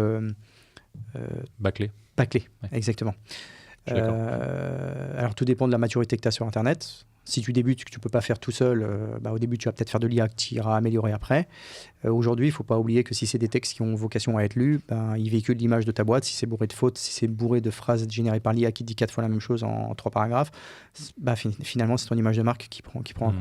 Donc, moi, je ne suis pas du tout dans l'optique de faire des fermes à contenu et de générer du contenu à tort à travers. On l'a fait. Je peux te donner une anecdote sur la partie blog. Enfin, Google a lancé il y a quelques temps ce qu'on appelle Google Discover, qui, tu as dû en entendre parler, c'est surtout sur Android, mais aussi sur iPhone. Quand tu as l'application Google, tu as des notifications qui arrivent avec de l'actu directement. Donc, c'est natif dans Android. Je crois qu'il parlait de 1 milliard d'utilisateurs. Ouais, voilà. C'est un truc de ma boule, bien exploité. Ça nous a permis le blog d'Okara. Le blog Okara, on va dire, entre 20 et 30 000 visiteurs par mois. Ça nous a permis, Discover, de monter jusqu'à 140, 150 000 par mois. Mais pour monter à ce volume, il faut respecter des critères dédiés à Discover qui sont bombardés en récurrence et des sujets qui soient, excusez-nous auditeurs, putaclic. Donc ça va être des sujets genre qu'est-ce qu'une montre en bois ? Bon, il faut que tu fasses 400 mots sur une montre qui est en bois, quoi, tu vois. Donc la valeur ajoutée, elle est nulle. Et ça fait certes un gros trafic parce qu'il y a des gens qui voient l'image, en fait ils lisent le titre et ils voient l'image et ça leur donne envie de cliquer, mais en fait ils se barrent tout de suite. Et en fait moi ces 140 000 ils m'ont converti rien du tout parce que c'est des visiteurs qui avaient aucun intérêt pour la marque, pour ce qu'on faisait, pour les marques qu'on vendait, etc. Donc on a arrêté de le faire, donc on est redescendu de 140 000 à notre trafic habituel, mais c'était pour te dire que générer du trafic, aller chercher du trafic avec de l'IA, là c'était des contenus sans forte valeur ajoutée, donc il y a une bonne partie d'IA. C'est jouable, mais finalement, ça rapporte rien. Donc, il vaut mieux, comme le choix de tes mots-clés, faire des contenus que tu en fais moins, mais tu essayes de faire en sorte qu'ils soient intéressants pour tes visiteurs et qu'ils apportent quelque chose qui... Encore une fois, si tu fais un contenu, mais qu'il n'a pas une vocation à faire quelque chose sur ton site, finalement, ça ne sert pas à grand-chose. Moi, je vais dire que je vois les choses de cette façon-là. Le premier truc à faire, c'est les guides qui aident le visiteur à... transformer sur ton site. Pour moi, c'est le plus important. C'est pas vers ça que je commencerai aujourd'hui. C'est comment choisir ma montre, comment choisir ma bague, comment choisir une montre pour ma femme, etc., etc. Le deuxième truc que je ferai, c'est là plutôt de l'encyclopédique. L'encyclopédique, c'est qu'est-ce qu'un mouvement automatique, quels sont les types de mouvements automatiques, quels sont les cuirs utilisés dans les bracelets. Ça va pas t'aider forcément à choisir, parce que ça va être plutôt du langage, technique, comment c'est fait, où est-ce que tu sources, j'en sais rien, la bête pour ton cuir, ou comment c'est fait le cuir vegan, etc. Mais par contre, ça peut intéresser des gens, et là, tu vas aller toucher, c'est du contenu evergreen, qui est tout le temps à jour, ça te place aux yeux de Google comme légitime, comme source d'information, et tu peux avoir des gens où tu vas marquer leur esprit, parce que tu vas dire, ils ont un contenu quand même très haut niveau, encyclopédique, c'est hyper intéressant. Eux, ils vendent des montres, ils ont tous les mouvements, ils connaissent tous les mouvements. Ouais, j'y pense pour la prochaine fois. Et la dernière partie, qui est la partie chaude, donc c'est l'actu, qui est assez casse-gueule, si tu m'autorises le terme, parce que si tu suis pas l'actu, tu passes pour un bidon. Si tu rates une actu, tu passes pour un bidon. Il faut avoir les ressources pour générer, même si tu fais de l'IA, il faut quand même la relire pour que, encore une fois, tu bâcles pas ton image. Et ça, c'est compliqué. En tout cas, pour Okara, nous, on fait de l'actu. Tu vois, on ne couvre pas 100% de l'actu de nos marques. On va faire de l'actu sur les modèles iconiques, sur les collabs, sur les éditions limitées. Mais à chaque marque qui sort une montre, on ne va pas faire une actu parce que c'est intenable. En plus, c'est une durée de vie limitée, quoi. Oui, exactement. Exactement. Il vaut mieux aller vers de l'evergreen que tu réutilises et qui a un but transactionnel derrière ou de te placer en termes d'image, que du contenu purement news où toi, généralement, il y a des journalistes dont c'est le job et qui le font très bien, mieux que toi. Donc, pas de grosse valeur ajoutée. Donc, d'abord, guide d'achat, encyclopédie et enfin, blog au sens news. Ok, très clair. Une question qui me vient, parce que ça fait un peu le lien. Moi, comme tu le sais, je pense que je crée pas mal de contenu. Ouais. Je délègue zéro de mon contenu et je pense que c'est une problématique parce que j'ai du mal en fait à essayer de transmettre exactement ce que je veux qu'il soit véhiculé sur mes différents réseaux. Ouais. Et aussi, je pense qu'il y a une complexité, c'est que derrière, tu as quand même des choses en fait, qui sont dans ma tête, quoi. C'est moi qui sais exactement ce que je veux véhiculer. Tu vois. Est-ce que tu délègues une partie de la création du contenu que vous avez sur la strat SEO ? Est-ce que tu repasses derrière ? Petite partie. Comment tu fais pour t'assurer que ça... On a tout testé, nous. On a tout testé. On a testé l'offshore, on a testé l'externalisation, le low cost. payant très cher. Bien sûr, l'IA. On en est revenu à Olivier chez nous qui fait ça et qui fait ça avec passion. Et ça fait la diff. Ça fait énormément la diff. Je suis d'accord avec toi. Ça peut être chronophage, d'où le fait de bien choisir ce qu'on fait et que ça apporte de la valeur. Néanmoins, il n'y a que toi qui peux bien vendre les choses. T'as beau avoir des rédacteurs qui sont spécialisés, ils ne sont pas en interne pour savoir quelles sont les contraintes, ce que tu vends pas. Ils vont passer plus de temps à regarder ton site et à savoir ce que tu vends que toi à faire l'article, à véhiculer ce que tu as envie de véhiculer, quoi. Donc je comprends, mais en même temps, toi, ton contenu il est qualitatif et je serais probablement pas assis en face de toi si c'était quelqu'un d'autre qui avait fait ton contenu parce qu'il serait peut-être moins pertinent et j'aurais pas eu envie de te suivre et de te lire et venir te voir. Donc, je prends le compliment, ça. C'en est un. Donc non, il faut faire la part des choses. Il faut peut-être avoir quelqu'un en interne qui a le même mindset que toi, que tu relis, etc. Nous, Olivier, on l'a suivi. Maintenant, il rédige bien mieux que nous ce qu'on faisait au tout début. Ouais. Parce qu'en plus, on a de la chance, on a recruté un passionné, quoi. Ouais, mais c'est intéressant ça, parce que je pense que c'est un point qui bloque pas mal de gens, c'est de se dire, ok, moi j'ai pas le temps en fait de rédiger, j'ai pas le temps d'écrire du contenu, j'ai pas le temps de créer, j'ai pas le temps de faire... Et j'ai le temps de piloter quelqu'un qui le fait, mais in fine, si c'est de la relecture, c'est double travail. Ouais.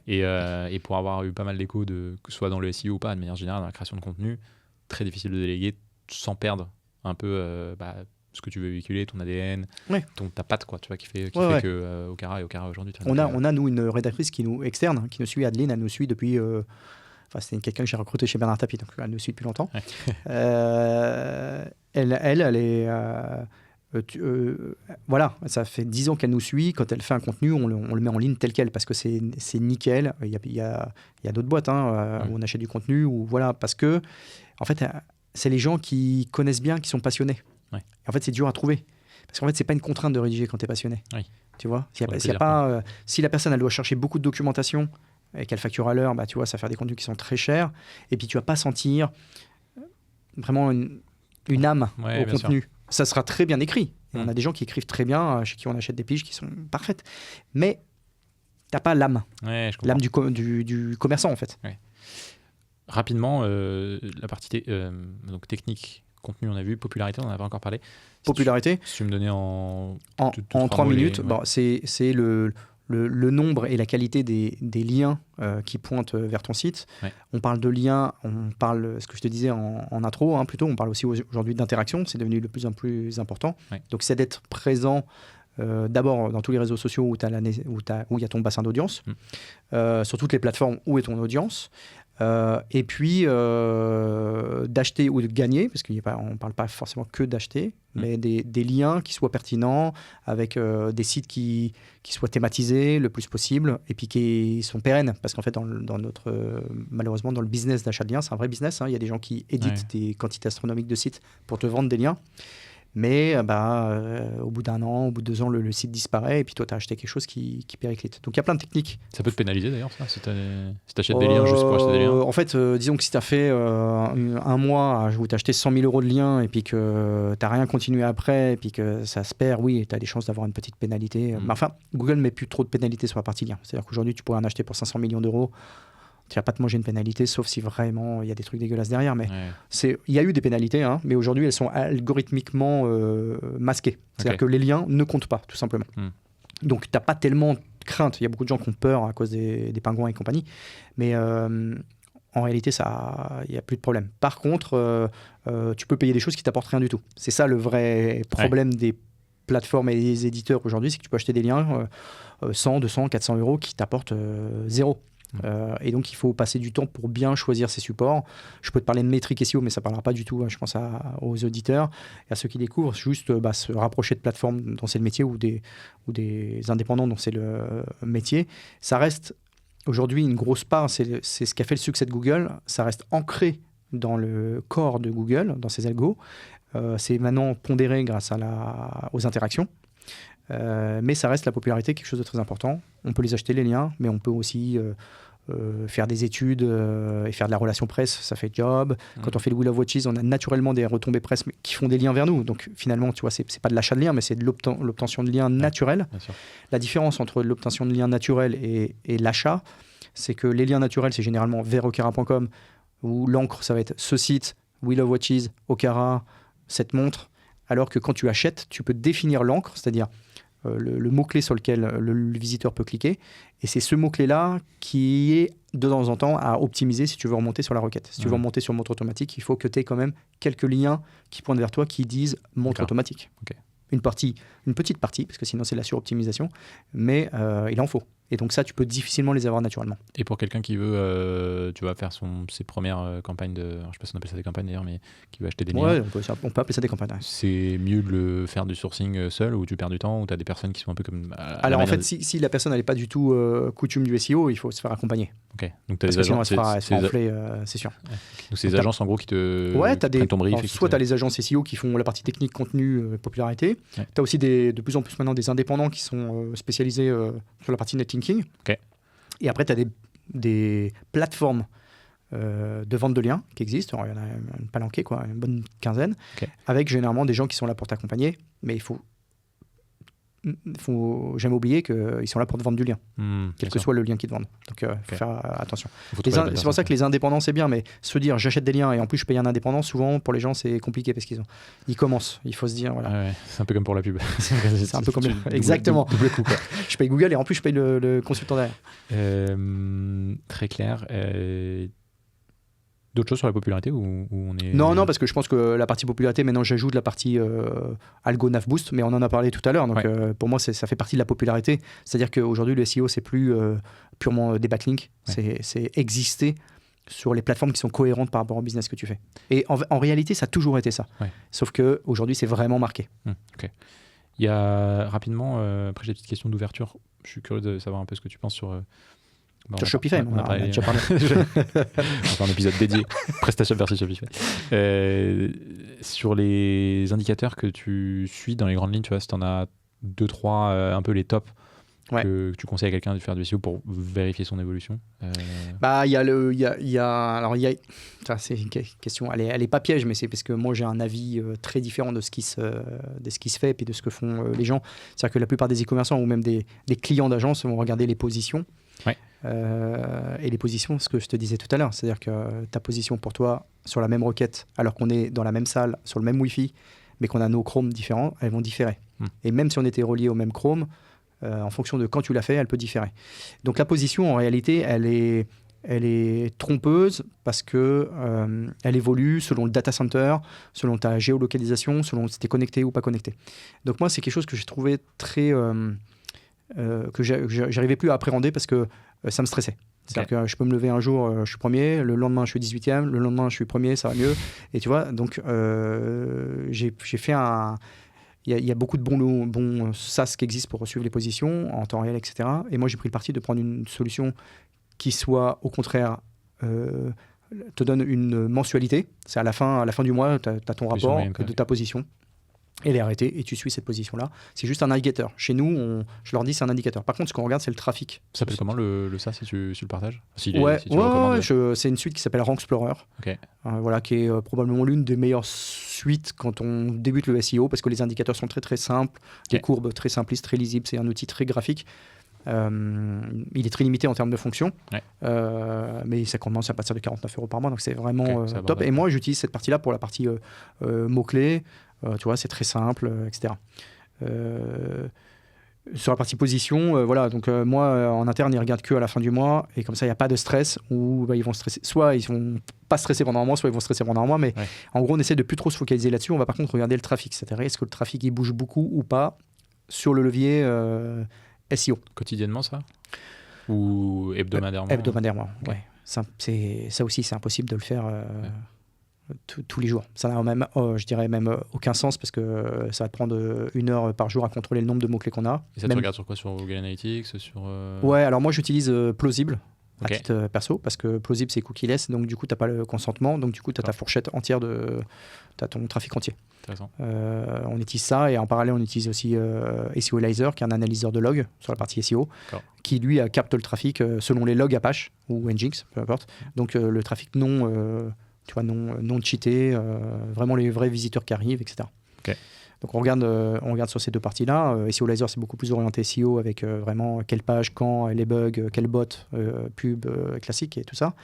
Et puis Plausible, nous, c'est le quotidien. Okay. Bon, bien sûr, on a Analytics, mais quand on veut avoir le vrai trafic représentatif, on utilise Plausible. Donc position trafic, tu regardes d'autres choses par exemple comme je sais pas si tu fais des analyses taux de conversion par type de page ou top 3 ouais, alors là URL, tu sors un petit peu du SEO. Ouais. Pour finir sur le SEO, on regarde pour la partie popularité, on regarde quand même ce qu'on appelle les referring domains, donc c'est-à-dire le nombre de liens qui pointent vers les pages, Okay. etc. Parce que si tu veux remonter sur une requête, il faut que tu sois ISO au moins avec les 4 premiers de la SERP, les 4-5 premiers de la SERP. S'ils ont tous 50 liens sur la page montre et que toi tu arrives avec 3 liens, bon, tu sais que tu vas avoir un peu de mal, il va falloir que tu montes. Ça ne veut pas dire qu'il en faut 50, mais il en faut un peu plus, quoi. Donc on regarde cette partie-là qui a elle-même ses subtilités. On ne va pas rentrer dans le détail parce que c'est très technique, mais cette partie-là. Et puis bien sûr, au quotidien, les KPI marketing, panier moyen, taux de conversion. Oui, on regarde par catégorie, etc. Ouais. Okay. Ça, c'est le BABA classique du e-commerce. Bien sûr. Mais c'est important parce que je pense que... Enfin, en tout cas, j'ai peut-être pas la bonne vision, mais tu as beaucoup de personnes qui associent SEO à trafic et qui vont pas jusqu'à regarder... Enfin, tu vois, qui pas forcément le piloter comme étant un canal d'acquisition conversion, tu vois. Alors qu'en vrai, au même titre que tu regardes taux de conversion, taux d'ajout au panier, ton panier moyen, ton ratio entre les différentes étapes, etc. C'est la même chose, j'imagine, pour le SEO. Ouais, exactement. C'est ce que je te disais tout à l'heure. Tu vois, montre, personne arrive sur la page montre et achète une montre en direct. Ouais. C'est vraiment un vanity métrique et celui-là, tu vois, on le bosse plus comme on le bossait avant. Est-ce que tu fais du référencement sur TikTok, Pinterest ? Alors, non. Okay. Non. T'en penses quoi, toi ? C'est une carte à jouer ? Ouais, c'est une carte... tu vois, tu parlais de Pinads. Ouais. On est en discussion avec Luc en ce moment parce qu'il y a sûrement un truc à faire du côté Instagram. En tout cas, pour la partie bijoux, il a déjà des clients montres, donc je sais que ça fonctionne. Voilà, il faut qu'on trouve la bonne formule. Sur de l'organique uniquement ou... Oh non, organique plus payant. Organique, okay. Ouais. Organique, en fait, tu peux en faire. Nous, on se débrouille plutôt pas trop mal parce que je crois qu'on a 60 000 visiteurs par mois sur notre page. Mais en réalité, 60 000 visiteurs, ça t'apporte 5 visites dans le mois. Parce que les gens, ils restent sur Pinterest. Ouais. Ils sortent pas des masses. C'est captif. C'est captif. Sauf si tu fais l'ADS, c'est là qu'ils sortent. Okay. Donc, si tu mixes bien les deux, et c'est là la spécificité de Luc, tu peux t'en sortir correctement. Et les mécaniques des moteurs de recherche sont les mêmes que Google ou c'est moins abouti C'est pas les mêmes, mais c'est beaucoup plus simple. Mais il y a pas mal à faire aussi. Okay. Ouais. Là où c'est le plus compliqué, c'est sur YouTube. Parce que c'est un vrai algo à part. Mais sur Pinterest, ça reste relativement simple et encore appréhendable.